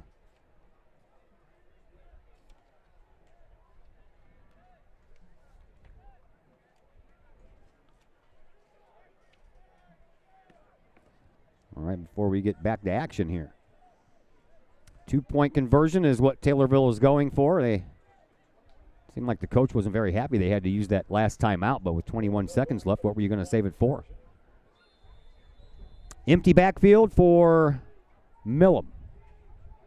3 wide receivers far, and that's the way they go, and that one is in, and the 2-point conversion is good. So they make up for the missed extra point at the beginning of the second quarter as we get ready for Collinsville to get the ball back with 21 seconds left, and we'll find out all about that next on the Kahok Sports Network. Plumbing or electrical problems? Is your AC or heater on the fritz? There are dozens of companies out there, but do you really know who you're letting in your home? Trust Tiger. Our technicians are clean-cut, drug-free, and background checked. What other company can make this bold statement? Our 24-hour emergency service will ensure your plumbing, heating, AC, and electric are up and running no matter what time of day it is. Schedule your appointment today. Tiger Plumbing, Heating, Air Conditioning, and Electrical Services. We earn our stripes every day. Back here at Kahok Stadium, Todd Duke, Dr. Chris McCluskey, and DeMarcus Stevenson with you. Glad that you're with us here on a Friday night. Italian Fest, lighter crowds here. Really pretty good field position, but only 15.4 seconds on the clock. They do have one timeout due to Kahok, so can try to get a couple of plays toward the end zone before this half ends. So Colby Anderson back out. He'll stand in shotgun, and he'll have an empty backfield. He'll have 3 wide receivers on this side, I believe, as soon as they get the guy off of the bench. And 2 on the far side. Anderson in shotgun by himself. He'll throw it, and he'll throw it to Jake Holton, right in the flat by the line of scrimmage, and Holton will bounce forward for about 4 yards. And Collinsville will use their final timeout, I believe. Yes, they will. So all timeouts have been spent here in this game, or in this first half. We'll keep it right here for this one. Only two scores in this game. One, or both of them, have been 1-yard touchdown runs.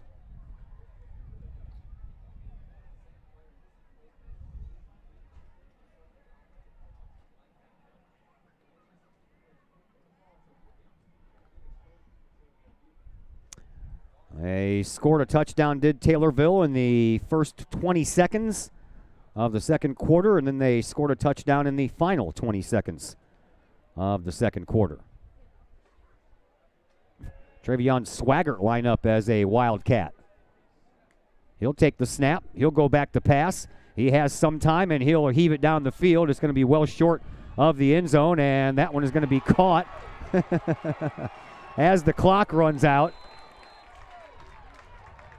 by Don Brooks, and too bad Brooks didn't immediately step out of bounds. He might have had a couple of seconds left in which to work with, but the half comes to a close, and Collinsville trails after one half of play by a score of 14-0 as we welcome you in to the Cafe Agape halftime show coming up here in just a moment, brought to you by our friends Ron McGee at Cafe Agape. Nachos, burgers, pork steaks, meatloaf, all kinds of sides to choose from.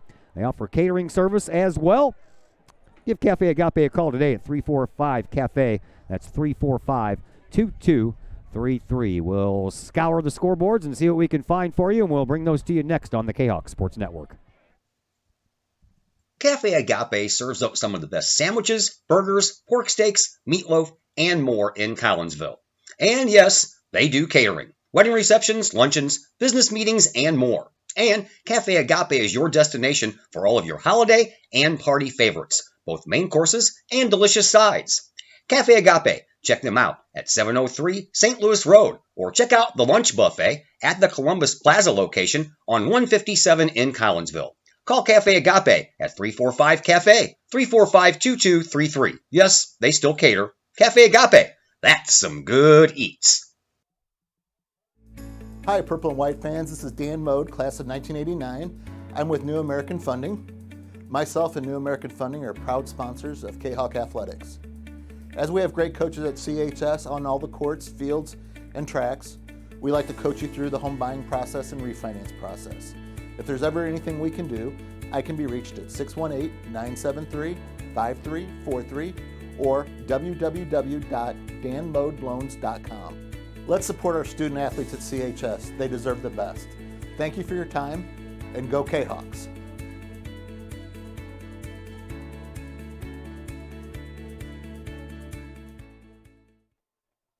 Back at the Cafe Agape halftime show, where it is 14-0 in favor of Taylorville over your Kahawks at halftime. Here are some other scores that we have for you. A big Southwestern Conference battle. The Alton Redbirds travel to Edwardsville, and right now Edwardsville has a touchdown lead in the second quarter by a score of 21-14. Elsewhere, I got some soccer scores for you. Really, that's today. Barrington, Illinois defeating O'Fallon 2-0. That's a soccer game from yesterday. Why does this thing only have one football game on it? You've got to be kidding me. I tell you what, I'm about ready to just get rid of the score stream, people, because it just does not help whatsoever. Yeah, let's go back to September 13th and give you an East St. Louis score. Nope. Okay, well, looks like that's the only score I have, so I guess we'll just keep it at that, and we'll take another break, and when we come back, we'll let you listen to the band, and we'll fill you in on what the band has been up to here lately, and we'll do that next on the Cafe Agape halftime show here on the Kahok Sports Network. Cafe Agape serves up some of the best sandwiches, burgers, pork steaks, meatloaf, and more in Collinsville. And yes, they do catering. Wedding receptions, luncheons, business meetings, and more. And Cafe Agape is your destination for all of your holiday and party favorites, both main courses and delicious sides. Cafe Agape, Check them out at 703 St. Louis Road, or check out the lunch buffet at the Columbus Plaza location on 157 in Collinsville. Call Cafe Agape at 345-CAFE, 345-2233. Yes, they still cater. Cafe Agape, that's some good eats. First National Bank of Waterloo, celebrating over 100 years of banking in the Metro East. Visit First National Bank of Waterloo's O'Fallon branch office for your mortgage and lending needs. Why? Super low closing costs, low construction loan rates, and they do so much to support our local communities. When you need a loan, come see Bill Metzger at First National Bank of Waterloo in O'Fallon. Call Bill at 618-632-1010. Visit him at 104 Regency Park in O'Fallon or online at fnbwaterloo.com. That's my bank, member FDIC, equal housing lender. Welcome back in to the Cafe Agape halftime show. About ready to check out the Collinsville High School marching band. The Marching Calves have gotten off to a very successful start to their 2019 competitive season. They started the season 2 weeks ago at the Metro East Marching Classic in O'Fallon. They finished third place in Class 3A, fourth place overall. That was out of 23 bands from both Illinois and Missouri. And in doing so, the Kahawks defeated the Edwardsville Marching Tigers for the first time since 2010. How about that? Following weekend, the Kahawks made the long trek north to Morton, Illinois. That's just outside of Peoria to compete in their invitational. The Kahawks finished in second place out of 22 bands, losing by just 0.3 of a point to Washington, Illinois. The next outing will be the 28th when they perform an exhibition at their own Gateway Marching Classic. If anyone is interested in attending, admission is $8 per person. Competition gets underway at 4:45 p.m. 7 marching bands from throughout the St. Louis area will be competing. The next competitive outing for Collinsville will be October 12th at the McKendree University Preview of Champions. The Kahawks, by the way, under the directions of Bobby Wright, Nicholas Arnold. The drum majors are seniors Sarah Vargas, Fisher Bales, Tyler Hill, and junior Olivia Norton. Ladies and gentlemen, your Collinsville Kahawk marching band.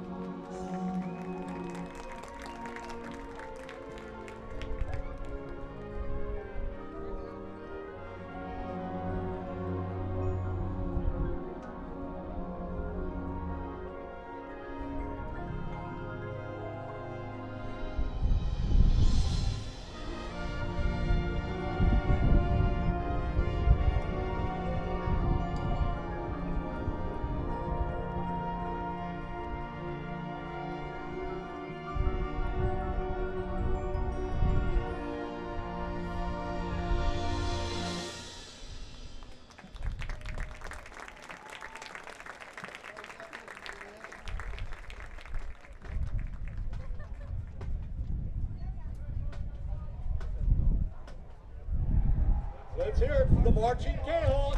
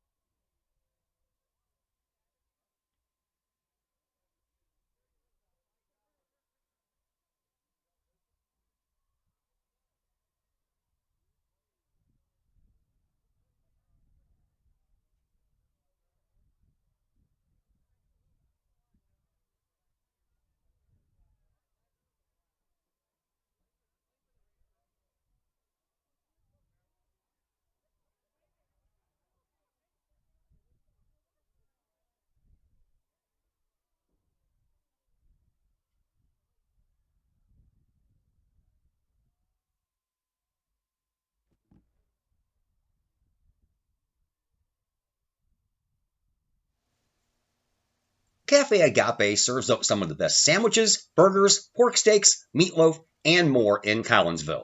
And yes, they do catering, wedding receptions, luncheons, business meetings, and more. And Cafe Agape is your destination for all of your holiday and party favorites, both main courses and delicious sides.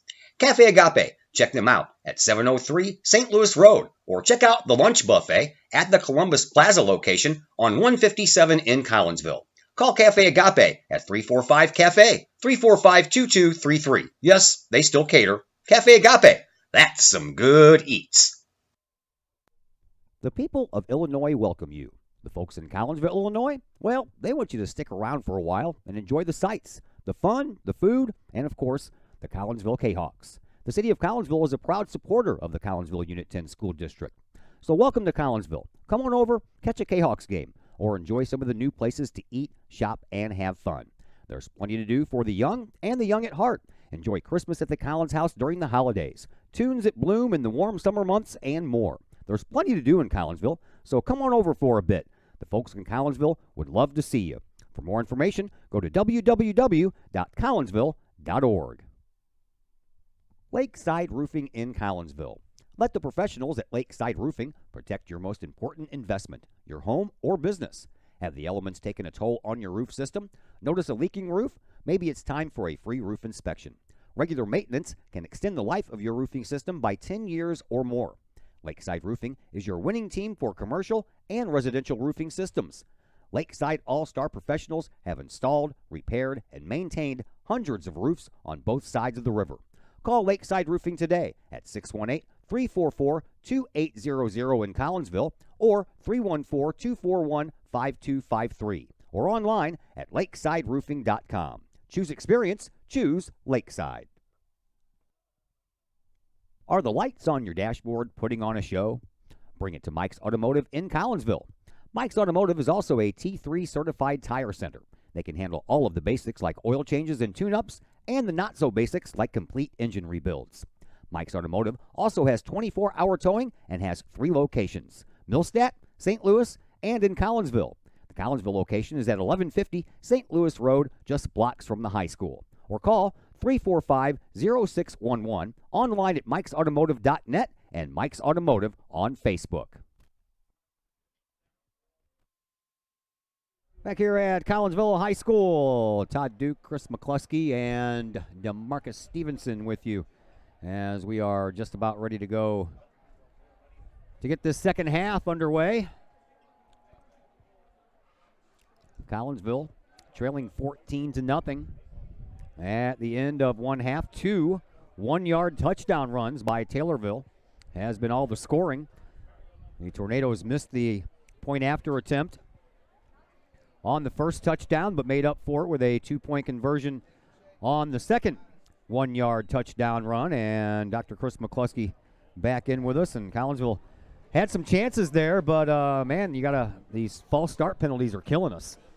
Well, it is. It's more like a true sports game where it's competitive, and it's going to be the little bitty things that are going to be the difference in winning and losing. I mean, you take away a couple penalties and you take away a fumbled snap down on, we're going to score there, right? We're moving the ball, and you fumble a snap, and then the next thing you know, you're down by 2 touchdowns. So, the good news is I still like the way that we were moving the ball. I believe if we could come up with a turnover or two, we were laying some big hits.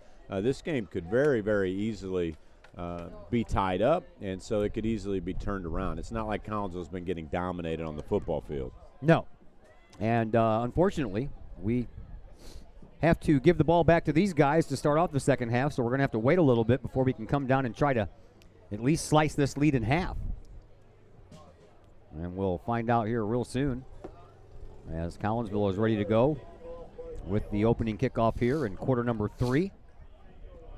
Hope you enjoyed the Collinsville marching Kahawks there at halftime. They have been racking up some impressive hardware this year, have the marching Kahawks. Yeah, a little shout out to Livy Norton with the solo on Stairway to Heaven on the flute. That was pretty incredible. Gabe Miller is going to kick it off this time. He does so. It's taken at the 20-yard line by Taylorville and up across the 30 to about the 35 before the guy who kicked the ball off made the tackle. That usually doesn't happen very often. That's Gabe Miller for you. That guy's an animal. All right, so Caden Millum and the Tornadoes of Taylorville will start First and 10 from their own 36-yard line, and Collinsville's defense, who has been playing a pretty good game here, will have to step it up and keep these guys from scoring and give their team an opportunity to come back down 14-0. You'd hate for it to see that scoreboard blossom to 21, so got to stop them here. You need a quick 3-and-out momentum change is really Yes, you what do. you got to have. Here's a snap, There's and a the good handoff start. is going to go right to Austin Heckert.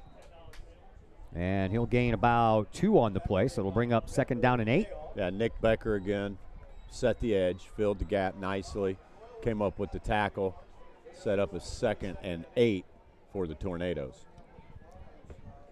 Peyton Blaylock and the Blaylock team's players of the week. Gabe Miller the week before and Chris Chai last week.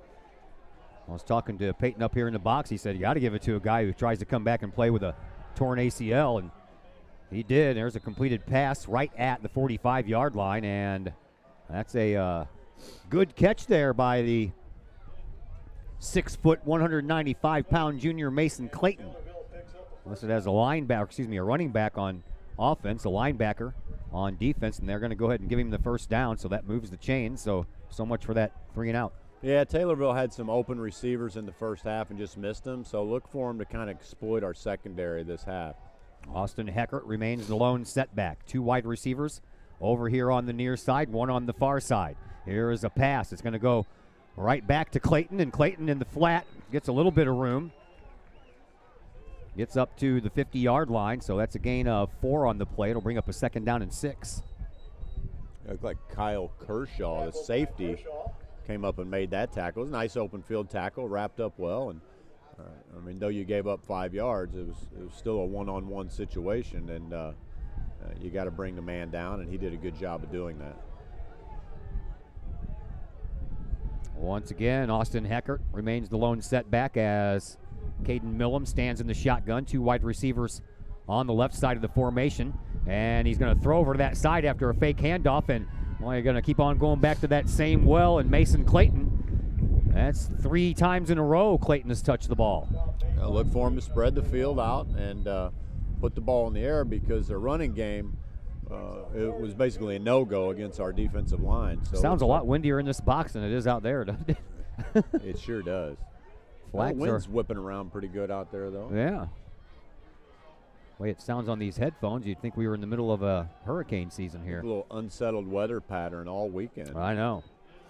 Now a handoff does go to Heckert, and Heckert gets enough to pick up another first down as the whistles blow, and the forward momentum was stopped after a gain of 4 on the play. Only needed 3, so that moves the chains once again, and the Tornadoes are moving the ball at ease down the field right now. Well, they sure are. They've spread things out. It would be nice if one of our backs could jump one of those routes, pull a quick pick 6. Caden Sabatini lines up as a wide receiver on the far side. On this side, you have the junior Ethan Millam, along with Mason Clayton. And Clayton's going to get the ball again, but this time Collinsville got some pressure back there in the face of Millam, and he had to hurry up and throw it, and threw it at the feet of Clayton. Clayton couldn't come up with the catch this time. Yeah, credit Jake Holton coming in and holding his ground and getting up in the air on that one. And then Kershaw filled nicely. He wasn't going to give up 5 that time. So 2nd down and 10 for the Tornadoes. Ball in Collinsville territory at the Kahok 43-yard line. Need another couple of stops here. Maybe even a loss on a play. How about we do that? This time, Ethan Millam goes over on the far side, and now you get a closer look at Caden Sabatini right there in front of the Collinsville bench.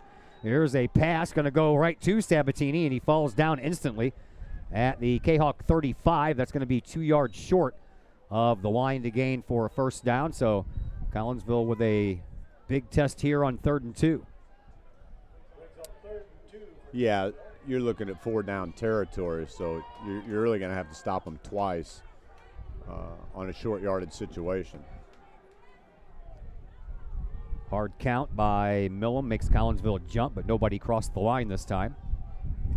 2 wide receivers set, 1 on either side of the field. Offset I formation with Clayton standing to the left of the quarterback, but the handoff is going to go to Heckert, and he'll have enough for another first down for the Tornadoes.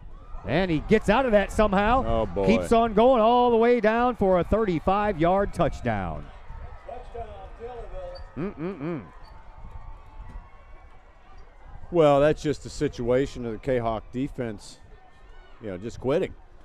You got a guy stood up. They think they've got him stopped. Nobody tackles him. The whistles never blow. Credit the young man for keeping his feet moving, and he put a dagger in the side of the Kahok defense on that one. That is very, very unfortunate.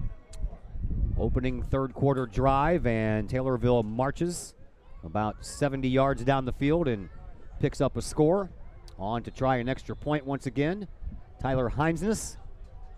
He missed the first one, so they went for a 2-point conversion on the last touchdown, and here's another try, and this one is going to go right down the middle. That one counts this time, and Taylorville has stretched their lead to a 3-touchdown advantage over your Collinsville Kahawks. Collinsville will get the ball back first when we come back after this timeout on the Kahawk Sports Network. There's his commercial right there. I watched it. He sent it to me.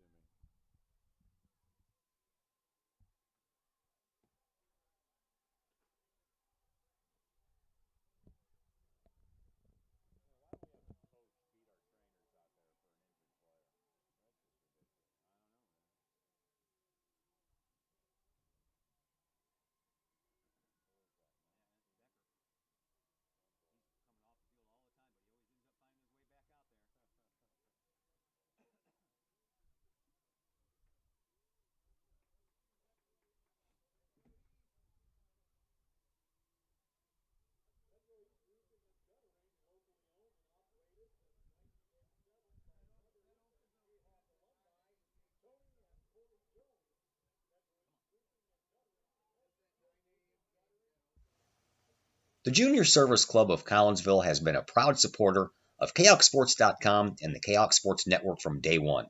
Since 1934, the Junior Service Club of Collinsville has been providing women in the community an opportunity to make a difference with fundraisers and projects, all that go towards helping the needy in Collinsville. If you would like any information on any event sponsored by the Collinsville Junior Service Club, head to Facebook, type in Collinsville Junior Service Club, and then click on the Event tab. We thank the Collinsville Junior Service Club for their continued support of the Kahok Sports Network and KahokSports.com.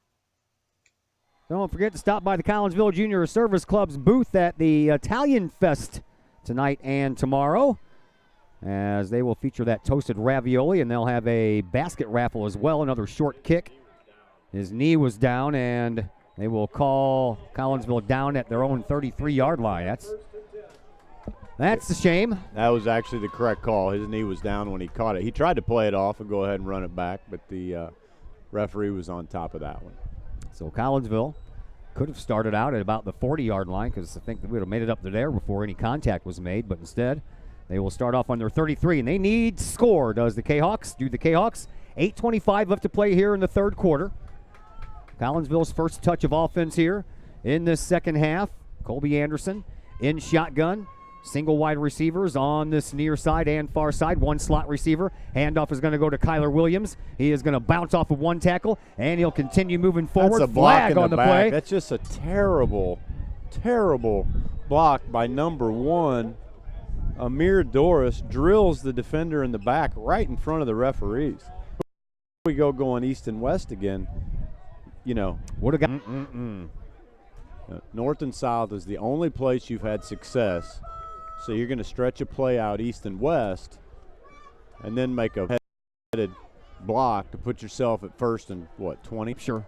Came in to swallow him up there at the very end, and Collinsville. Back to, in my opinion, shoddy play calling, bad penalties. There's a snap. Handoff is going to go to Doris. He'll try to make up for that bad hit. He gets a large chunk of that back, but you're only going to pick up 8 yards when you need 28. And that's going to leave you 20 yards short of a first down, and it's going to be third and very long. Sure is. Maybe a chance to go to the air and see if we can't get something, stretch the field. I don't think we've taken a shot downfield all game. You got to have some protection for your quarterback in order to do that. When you got guys swarming down in your quarterback's grill, he doesn't have a lot of time to get rid of the ball. Here's a snap. Back to pass is Anderson. He does find Jake Holton, but Holton's going to get about 5 on the play, and that means Collinsville is going to be looking at a fourth down and about 14 to go for a first down. So Anderson will have to punt. I just don't know why you throw a 5-yard pass when you're 18 yards away from a first down. Camden Woodard goes back into his own territory. There's the snap and a nice kick there by Anderson. It rolls out of bounds at about the 33-yard line. I'll mark him down at the 35-yard line. Taylorville takes over first and 10. Is that a flag down there? Their own 35-yard Right next to his shoe? Yeah, they throw the flag when it goes out of bounds, I think. Well, it's not a penalty. I guess they just use that to mark where the ball went yeah. out of bounds. Okay. It's only a penalty on a kickoff. So Taylorville pretty much will start this possession where they started the first one of this third quarter. And they marched about 70 yards down the field and picked up touchdown number 3. That's why the Tornadoes lead 21-0. 6:29 left to play here in this third quarter. And Collinsville's defense back out there once again. Yeah, come up with a big stop, turnover, get good field position, and come down and score, and we can still salvage this thing. Millam back to pass. He throws on the run and finds a receiver. That's Hecker, and then Hecker gets planted. There's a fumble, and I think they called it down. Yeah, they did. Well, Jake Holton again. Well, they lost a yard on the play. Came untouched and disrupted that play. Jake's having a heck of a game, as usual. Well, I tell you what, Millam barely got that ball off, and Heckert barely caught it. Then as soon as he turned upfield and started running, he ran into number 4. And number 4 planted him right back at the line of scrimmage. No gain. That would be Jake Holton, by the way, whose grandfather is up from Clearwater, Florida. He attended last week's game at Alton, and he stopped by the booth and introduced himself to me. Talks to me all the time on the old phone. That's great. Yeah. Milliman shotgun. He'll hand the ball off, and for a minute there, a lane opened up, but it closed up quickly thanks to Dante Williams. Yeah, well, Jake Holton again holds his block up. They initially run by him, but he closes so fast that he came back in to assist Dante on the tackle. This is a big 3rd and 8. Yeah. Because you'd think they'd be forced to. That back stands to the left of Millam. Look for Taylorville to go to the air here.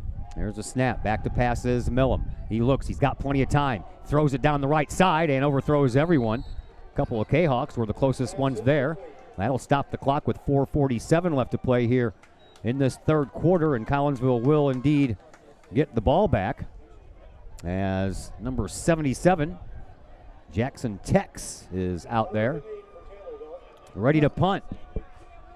Good coverage in the secondary by Kahok defense on that play, and there's really nowhere to go. Stephen Green stands back on his own 30-yard line. There's to turn this into 7 points. Well, again, I think if we'll commit to our linemen, get on their backs, run the ball straight up the field, we can take 3 to 5 yards a carry, choose some clock, get a touchdown, and then you're just a turnover away from making this a ball game. Got to run more north to south instead of east to west. Collinsville, 3 wide receivers on the far side, 1 on the near side. Kyler Williams is the lone setback.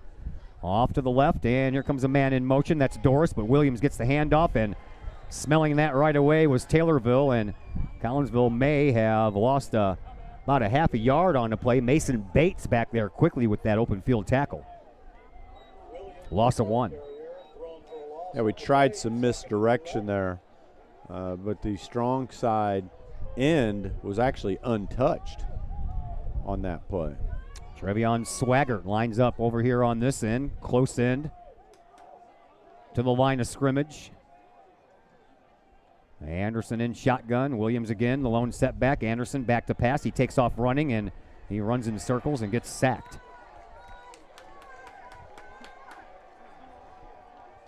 I don't have a clue as to what happened there. I don't have an answer to that one either. Looked like a busted play. Well, of some sorts. If you were supposed but to it pass looked like there was going to be a back. slot pass over here on the left side. But as soon as he got the ball, he just looked like he panicked and took off running to the right. And here you are again at 3rd and long. 3rd down and 13. Here's a snap, and a handoff goes to Kyler Williams, and he stumbles all the way back to the original line of scrimmage. And like Coach Popovich said in the pregame show, you got to remember, man, this starting quarterback is just 14 years old. He's a year younger than my daughter. Yeah, and that's a lot to ask. It is. You know, for a young man. There's no doubt about it. He'll eventually grow into it. And You know, now. but to me, you sort of have to protect him, and you can't call the game like Chris Chai was out there. Right? Coaching staff is out there at midfield, and here comes Kyler Williams, and already Jaden Neighbors in street clothes on the bench. And now your other running back limps off the field. Jackson Lee will come back out as a wide receiver. And Jake Holton getting ready to come off the field. He runs back out there, and now all kinds of confusion. One more player comes back off the field at the last second. We're down to 10 seconds on the play clock. Empty backfield, back to pass is Anderson, and he is going to be hit. He gets out of it. Swaggart puts on a block, turning the corner, and running into his own bench is Anderson, and he is hurt. Well, it looks like he's going to get up and be okay, as that is a turnover on downs on a 4th down and 10 play for Collinsville. They got back to the original line of scrimmage, which was midfield. He's and down on the sidelines again. that's trying where to the get ball. up. That's where the ball is going to stay. Yeah, that's your punter right now. So you don't want to lose the punter or the quarterback, because we've already lost a punter/quarterback in Chris Chai. Are going to run out of people that can kick the ball. Taylorville gets the ball back, 1st and 10 from midfield. 2:49 left to play here in this third quarter. It's getting kind of late. Collinsville can't find the scoreboard. Here is quarterback keeper, and that one is good for about a yard, maybe 2, before a swarm of Kahawks brings down Millham.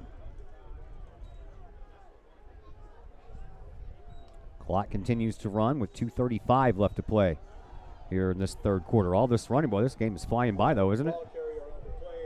Yeah, well, now just, they went to the air to put this up to a 3-touchdown lead. Now they would probably be smart to chew as much clock as they possibly can.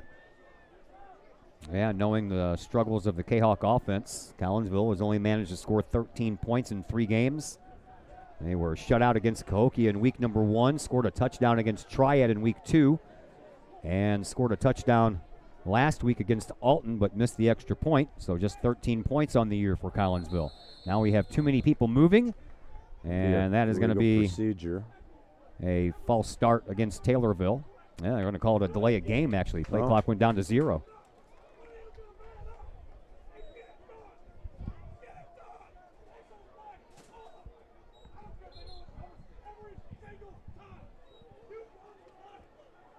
Well, the offensive line is getting read the riot act down there. Yeah, I heard the voice coming. I couldn't figure out who it was. Looked like that was Coach Bill Hugh. Amen. He's getting a round of applause from the crowd. Basically saying it's time to man up, boys. I think that's saying we can't even get a pass off. That's what I heard. We can't even get a pass off. Got to provide some better protection for the freshman quarterback, because that's enough of a struggle being a 14-year-old starter on the varsity football team. Got to give him some protection. 2nd down and long after the penalty to Taylorville. Quarterback gets pressured. He gets it up to Heckert, though, and Heckert will get about 5 yards. It'll bring up 3rd down and about 7 to go for 1st down here for the Tornadoes. Big Cameron Johnson for the Kahawks came through and was all in the backfield on that play. 1:15 left to see play. Him being active out there on defense. Clock is going to become a factor. We're approaching 1 minute left to go here in this third quarter, and Taylorville, of course, going to take their time before they snap that ball. They still have 15 seconds on the play clock as we hit 1 minute to go in quarter number 3. Here's the snap. Back to pass, and he completes to his brother, Ethan. And Ethan has the 1st down, plus a little bit more in which to work with, and into Collinsville territory at the Kahok 36 is where the next set of downs will begin.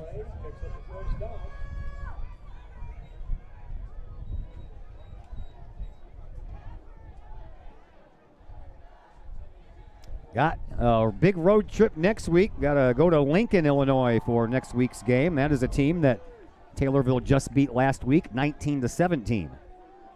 Yeah, that's a heck of a road trip all the way up to Lincoln, Illinois. About 2 hours away, according to the old Google Maps. So I'll be leaving right after I get out of school at 2:30 that Friday. Here's a snap, and Millham will hand off to Heckert, and Heckert was wrapped up by the shoestrings by none other than Jake Holton. That slowed him up enough for the rest of his teammates to come in, and it's a 1-yard loss on the play. That'll bring up 2nd down and 11. 15 seconds left to play, and 30 seconds left on the play clock. Taylorville will not run a play before the end of the quarter, so quarter number 3 is in the books, and we'll take a break and come back and tell you about quarter number 4 in just a moment here on the Kahok Sports Network. Everyone has those projects around the house that you just don't want to do. AW Outdoor Solutions can take care of that for you. Former Collinsville High School graduate Adam Welly owns AW Outdoor Solutions, and he and his crew can handle all of the dirty work around your home or business, whether that's tree trimming and maintenance, brush removal, power washing, gutter cleaning, and leaf raking and removal. AW Outdoor Solutions can handle that and much more. AW Outdoor Solutions is fully insured and offers free estimates on all of their work. AW Outdoor Solutions. Call Adam Welly at 314-252-8010 or on Facebook at AW Outdoor Solutions. Looking to buy a new home or sell your current one? Trust the Blaylock team of Keller Williams Marquis Realty with all of your real estate needs. The real estate market is hot right now. Trust the Blaylock team of Keller Williams Marquis to help you find the perfect home or to help you get top dollar for your current home. Give Peyton or Emily Blaylock a call today at 618-780-4622 or visit them online at blaylockteam.com or on Facebook at the Blaylock Team. Back here at Kahok Stadium, Todd Duke, Dr. Chris McCluskey, and DeMarcus Stevenson on the camera. One of the many injured Kahok varsity players. Stevenson over here plays cornerback for the Kahawks, and I think I joked around with Coach Popovich before the game. I'm like, the list of injured players, I think, is longer than the roster is. Certainly been a rough year for the Kahawks. Sure has. Injury standpoint. There's no question about that. 2nd down and 11 for Taylorville. We start the 4th quarter as Taylorville goes back to pass, and a ball that should have been caught by the younger Millham right around the Kahok 12-yard line, or 16-yard line, but it bounces right off of his hands and falls incomplete. Stops the clock with 11:53 left to play here in the 4th. How about one of those big 4th quarter comebacks? Well, Got it in you? Seen a carom, and I'm telling you, we need a turnover. Yes, we do. We need a turnover. That could be the momentum change. That would get the Kahawk sideline excited. Energy is, I think, at an all-time low, unfortunately, right now on the Kahawk sideline. So we need a spark. We need something to spark these guys. 2 fumbles recovered and 2 interceptions snagged by the Kahawk defense this year. They could use another one. I don't understand why they're passing so much now. The Tornadoes have a 3-touchdown lead, and there's a flag on the play. We'll see where that one's going to end up coming back or helping out. A hold or a block in the back based on where it was thrown, unless we face masked. Enough of a first down on the yardage gained by Austin Heckert. And it's a hold on Taylorville, so that will not count. And we'll back them up just a little farther. Well, you're pretty much in a do-or-die situation here if you're the Kahawks. I mean, if you give up a 4-touchdown lead with 11 minutes or 10 minutes left in the 4th quarter, very, very unlikely that you come back. At this point, you get the ball back, score a touchdown, come up with a turnover, all of a sudden it's a 1-touchdown game, and you can play football. Well, the penalty will help. That'll back up Taylorville.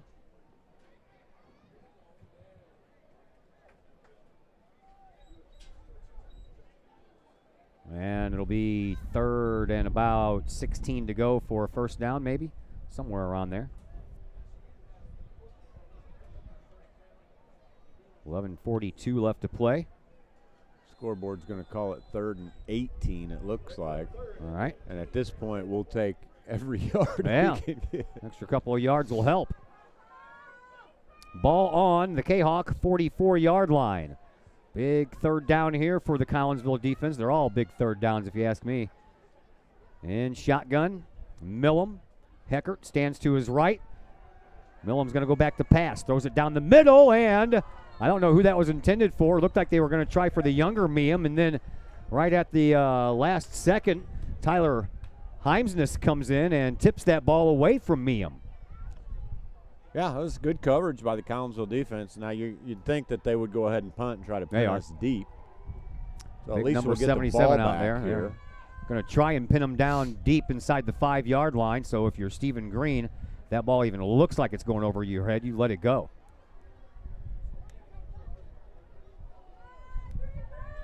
Snap. Punt. Deep. And Green lets it bounce at about the 12-yard line, and it's going to be touched up there at the 10. Collinsville got real lucky that they didn't have too many men on the field, because I don't know if that guy running got off in time.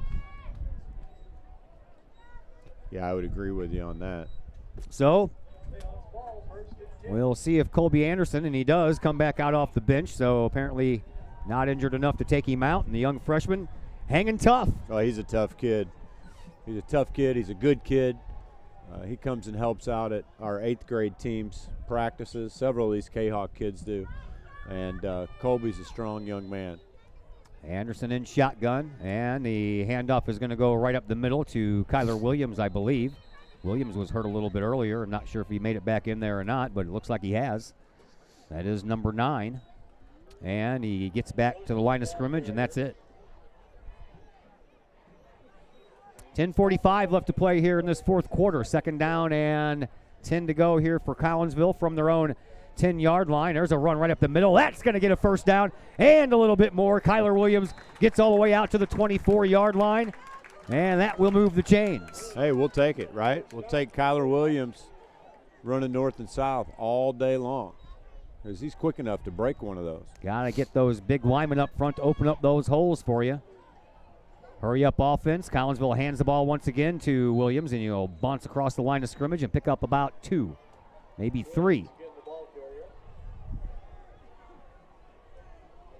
Collinsville has to play some hurry-up offense, and that is exactly what they're doing. There's a snap. Handoff goes to Williams once again, and once again he goes up the middle. This time he is met right at the line of scrimmage. No gain on the play.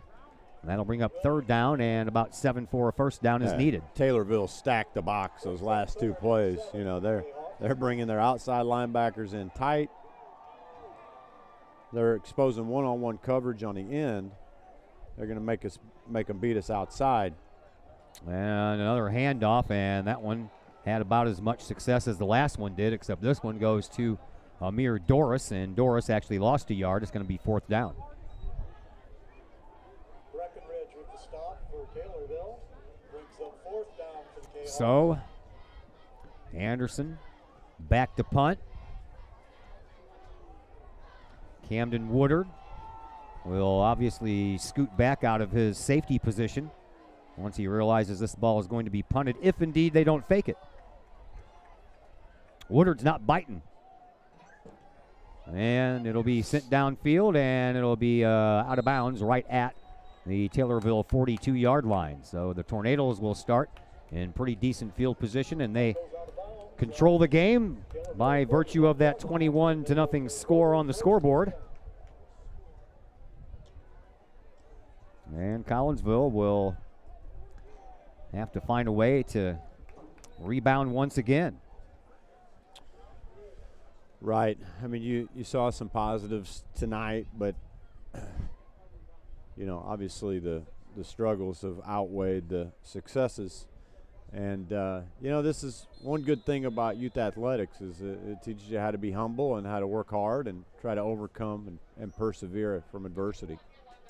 Caden Millam in shotgun. He'll hand the ball off to the younger Millam, and that was the man in motion, was Ethan Millam, and he got back to the line of scrimmage and fell forward for about a yard after being tackled. It'll bring up 2nd down and 9.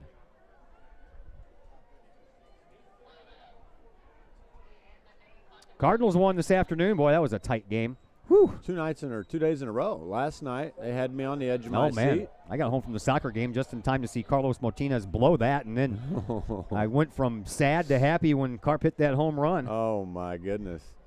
The way Kimbrell addresses the plate just drives me I nuts. know, it's so crazy, I isn't loved it? it that Carp got over on him like that. Here they go to the air at And Taylorville. pass out to the side to the younger Millum, and he'll bound into Collinsville territory and be downed at the Kahok 45-yard line, and a new set of downs coming up for the Tornadoes. With the win today, the Cardinals shoved the Cubs back to 5 games out, but now we got to watch out for those Milwaukee Brewers. So I heard on the radio broadcast today that after that loss last night, that knocked the Cubs out of the wild card spot. First time they have not been in a playoff spot since April 30th.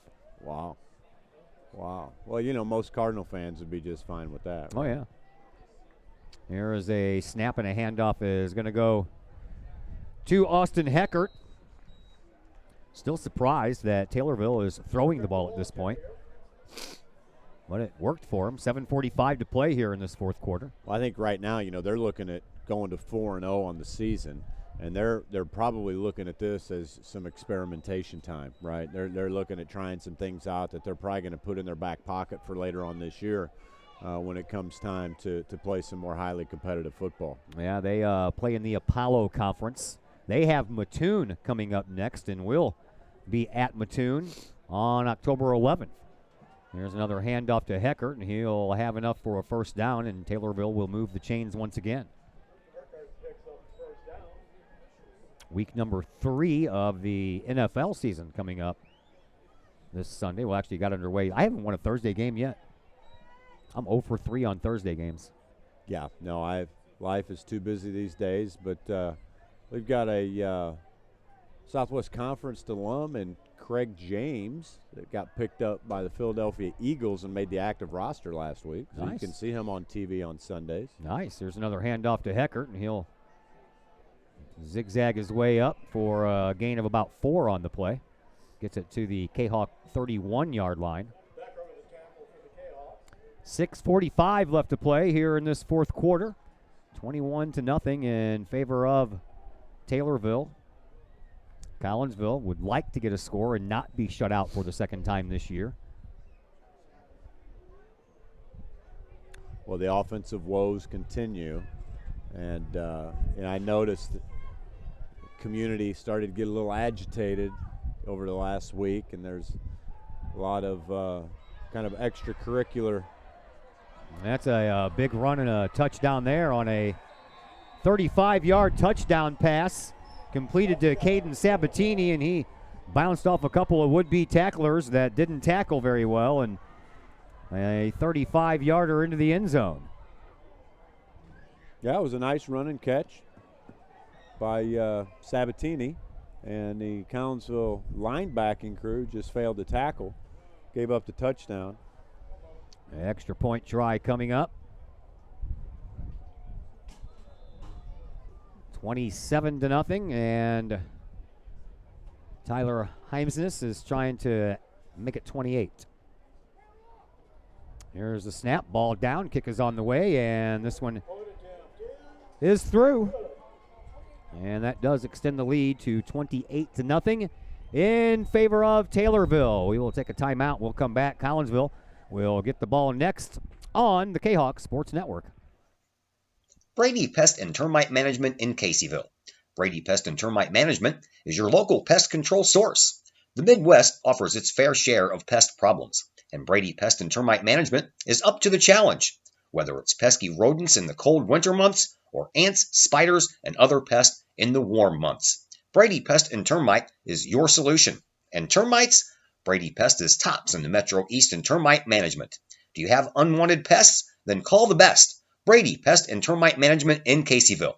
Call 343-1790 or on Facebook at Brady Pest and Termite.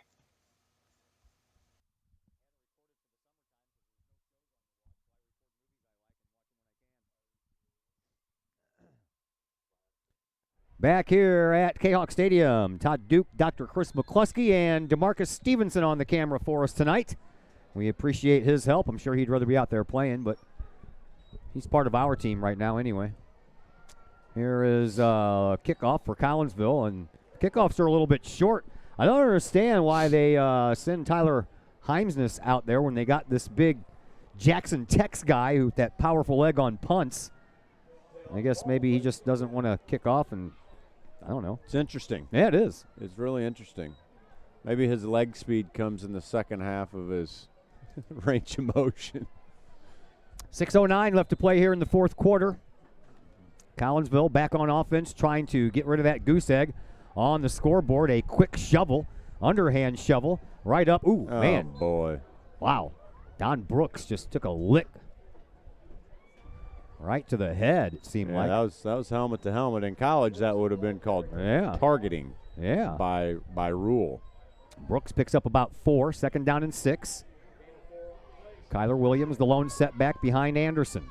There's the snap. Williams gets the handoff, slips a little bit, but goes up the middle, zigzags his way across the line of scrimmage and picks up about 3, which will bring up a third down and 3 here for the Kahawks. Boy, nice tackle by number 4, Chaz Allen, a 6 foot, 165 linebacker. Aaron Moulton's hurt or something. No, I guess it's a lineman. I can't tell. It is Aaron Moulton, isn't it? Oh, boy. Yep. He's back up, though. He'll walk it off, and he'll walk away from the trainers and go, I don't need your help. Pats himself on the helmet. Says, hey, man, you got to go to the sideline. Referees blew their whistle for an injured player. That means you got to get off the field for one play. Yeah. Well, down 28-0. You got one of your basketball stars out there. You might want to think about giving a second stringer a little action here. I mean, it's just not worth it. Third down and 3 here for Collinsville. Need a first down. If you want to get rid of that goose egg, got to continue to move that ball forward. Here's the snap. Handoff is going to go to Williams. He's going to try that left side, but that left side, that hole closed up quickly. I don't even think there was a hole to begin with. Back to the 40-yard line. Loss of 3 on the play. And it'll be fourth down and about 6 here for Collinsville. And at this point, you might as well go for it. Right. Yeah, no question about it. Get all the yardage you can. Use it as a chance to get reps. Williams will line up as a slot receiver over on the far side. Also over there is Travion Swaggart. Haven't called his name at all tonight. He was injured a couple of times in last week's game.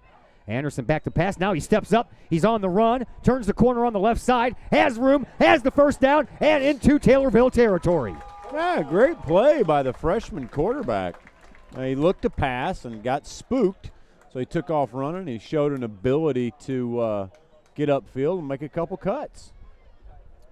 Is that Mom? That is Mom. Okay. That is Mom. Their father coaches our 8th grade football team, which my son plays on. They are currently 3-0 on the season, and will travel to O'Fallon on Sunday. There's a handoff to Kyler Williams, who is the man in motion. He'll turn the corner on the right side, and he'll be lucky to get back to the line of scrimmage. He might get a yard.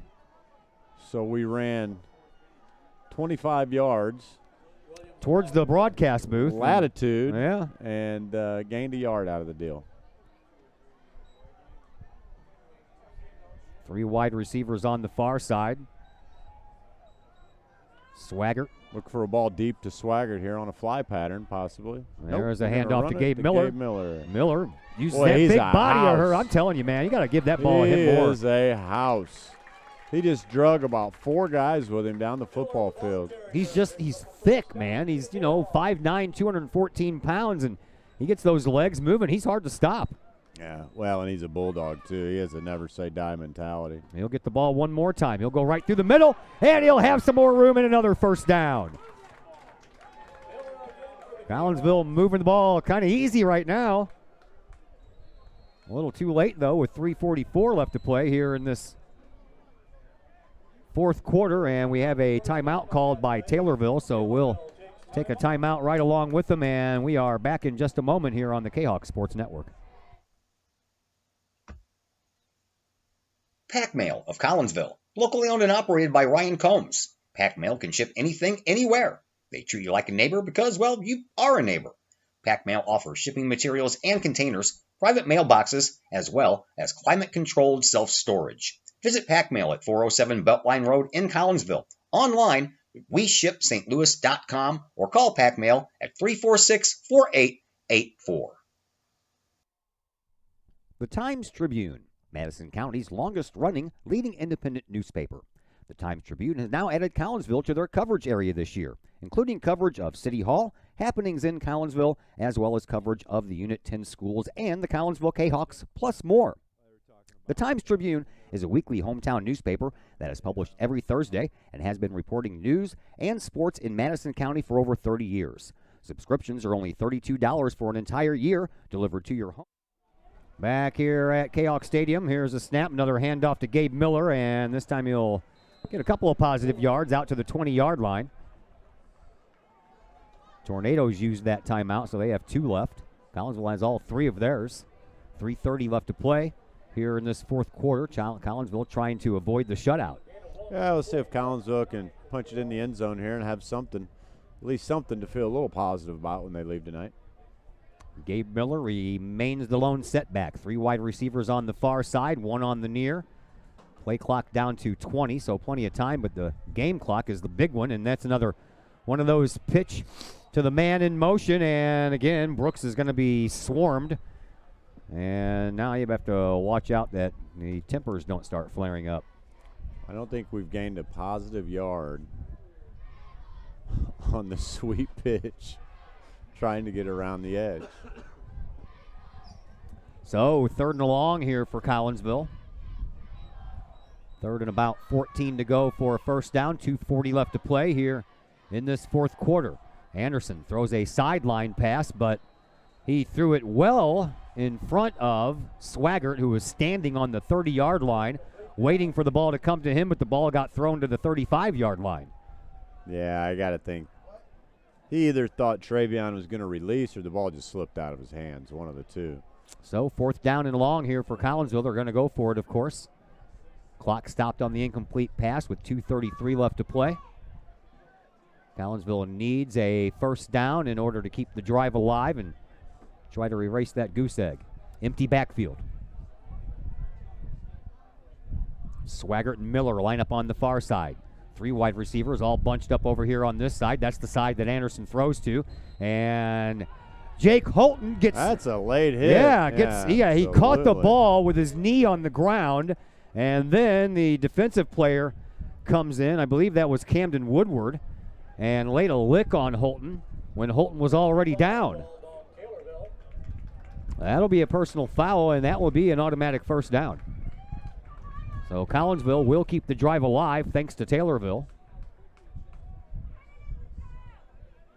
And Collinsville will have a chance to put one in the end zone before it's all said and done here.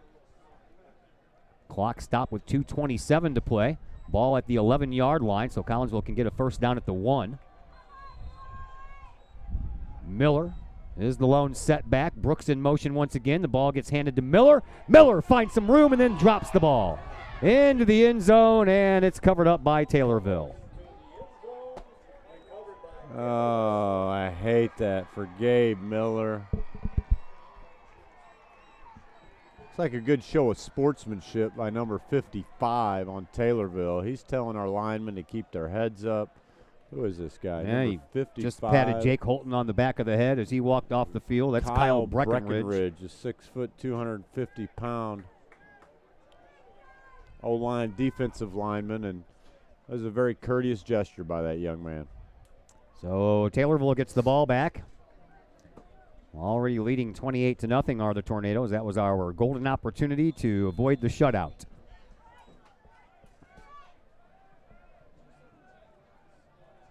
And honestly, I can't believe that they're sending back out Caden Millam as the quarterback. He'll hand the ball off, and the running back gets all the way across the 30-yard line. That'll pick up a first down. And that was Ethan Millam, excuse me. That'll move the chains, which stops the clock with 2:10 left to play here in this fourth quarter.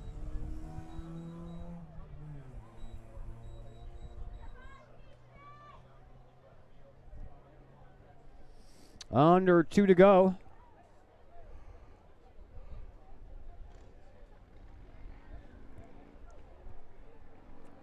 Millam back out there. Looks like he has a couple of new guys out there to hand the ball off to, though.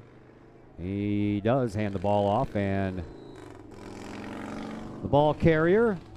I think at this point in time, they can just basically take a knee. Mason Clayton, the ball carrier, and that brings up a 2nd down and 9 to go after a gain of 1. And we are down to 85 seconds left to play in this one. Collinsville will drop to 0-4. Taylorville will improve to 4-0.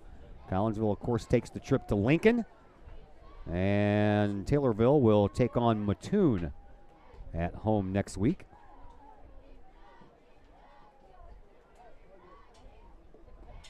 We'll make that trip to Mattoon on October the 11th. Play clock down to 3. And a snap and a knee. And that'll bring up 3rd down and 9. There'll be one more play where they'll take a knee, and that'll close out tonight's football action here at Kahok Stadium. Sure will. Unfortunately, nothing good to report. Frustrating night for the Kahawks. I think the Cahokia game, the Troy game, and this game, you really expect the Kahawks to compete. At Alton, you may not have the athletes to keep up, but you've got some pretty disappointing performances out of this Kahawk team. One knee down, and with 15 seconds left on the clock, that is going to do it. DeMarcus Stevenson, thank you very much for your work, sir, on the camera. We certainly do appreciate it, and hope you get mended up and get back out on there on the field one of these days. We are now into the Chiropractic Works post-game show, brought to you by Chiropractic Works in Collinsville, owned by the guy next to me, Dr. Chris McCluskey. He and his crew are focused on helping as many people as possible live high-quality lives, all through chiropractic care and wellness. Visit Dr. McCluskey, Chiropractic Works in Collinsville, 410 Regency Center, just off of the Beltline Road in Collinsville. Give them a call at 343-3602 or online, chiropracticworkscollinsville.com. Post-game show comes your way next on the Kahok Sports Network. The Director of Sports Medicine at Next Level Performance Institute, I oversee the care of all of our athletes, many high school, collegiate, and professional. Our goal is to help athletes stay on the field and maximize their performance. We have state-of-the-art diagnostic equipment where we can actually perform testing to get to the root cause of problems that could be getting in the way of athletic performance. When it comes to taking care of athletes, we take a full-body approach, whether it's musculoskeletal ailments, nutritional issues, organic issues such as headaches, sinuses, digestive issues. We have advanced training to where we can remedy health issues and return that athlete to play as quickly as possible. If you or your athlete are dealing with any kind of nagging sports injury and would like to see if we can possibly help, feel free to give us a call or come by the office anytime.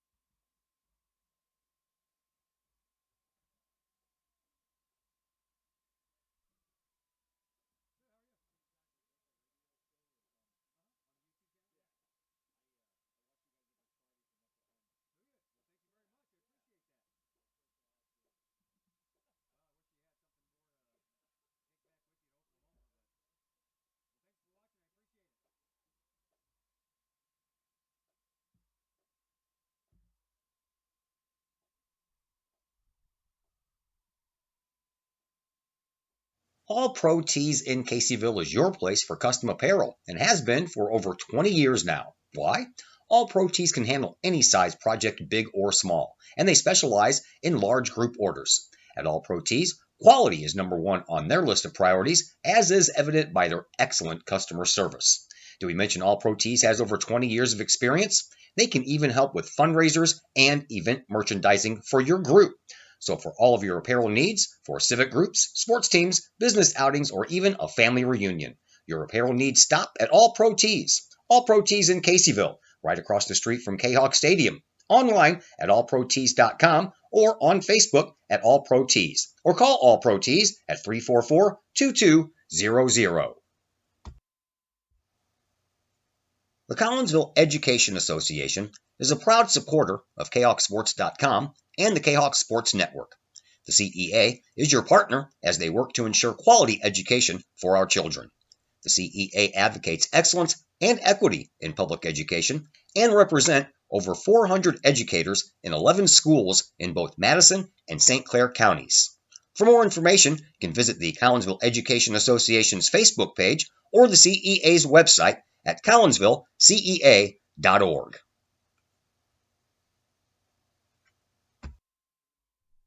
Sloan's Pub House in Collinsville. Sloan's Pub House is now into their third year of operation on Main Street in Uptown Collinsville.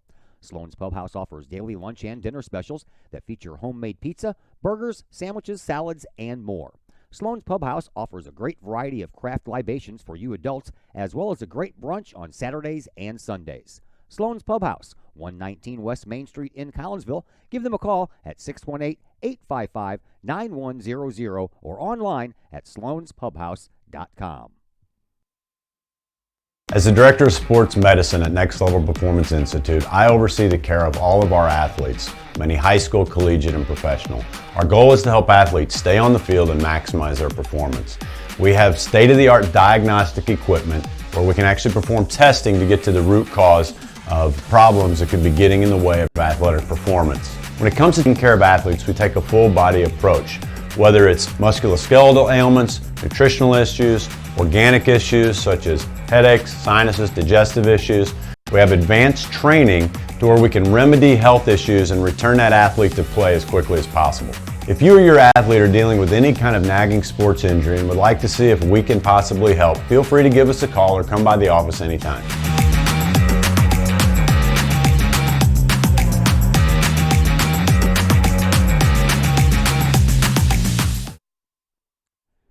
We welcome you back into the Chiropractic Works post-game show here on the Kahok Sports Network as Taylorville pulls out the 28-0 victory on the road here against Collinsville. And the Kahawks, well, they continue to struggle because they are just banged up, injured all over the place. They, of course, are without their senior starting quarterback for the rest of the year in Chris Chai, and that puts the freshman quarterback into the varsity starting position. A 14-year-old varsity starter, and Collinsville's injury woes continue, and their offensive struggles continue as well. Taylorville scored 2 touchdowns in the first half and 2 touchdowns in the second half. Their 2 first-half touchdowns were both 1-yard touchdown runs, and then their 2 second-half touchdowns were 2 35-yard touchdowns. One was a run by Heckert, and the other was a 35-yard touchdown pass caught by Sabatini. And he went in to score the proverbial nail in the coffin here for Collinsville. I don't think we're going to have a post-game guest. The coaches did not stand on the roof this go-round, so no opportunity for me to stop one on the way out of here. So we're going to go ahead and call it quits. Our next broadcast, our live stream, will come to you next week. We will begin with soccer this time instead of volleyball. We'll be at Belleville West on Tuesday. Southwestern Conference matchup with the Belleville West Maroons at 6:30. Then we'll be back here on Thursday at CHS inside of Virgil Fletcher Gymnasium for some girls volleyball versus East St. Louis before myself, Chris Kettler, and Zach Roseman hit the road for a road trip for our next football game 1 week from tonight in Lincoln. So until then, everybody have yourselves a safe and happy Italian Fest weekend. My name is Todd Duke for Dr. Chris McCluskey and our cameraman DeMarcus Stevenson, and a big thank you to Coach Popovich joining us on the pregame show. My name is Todd Duke. Everyone, have a fantastic evening.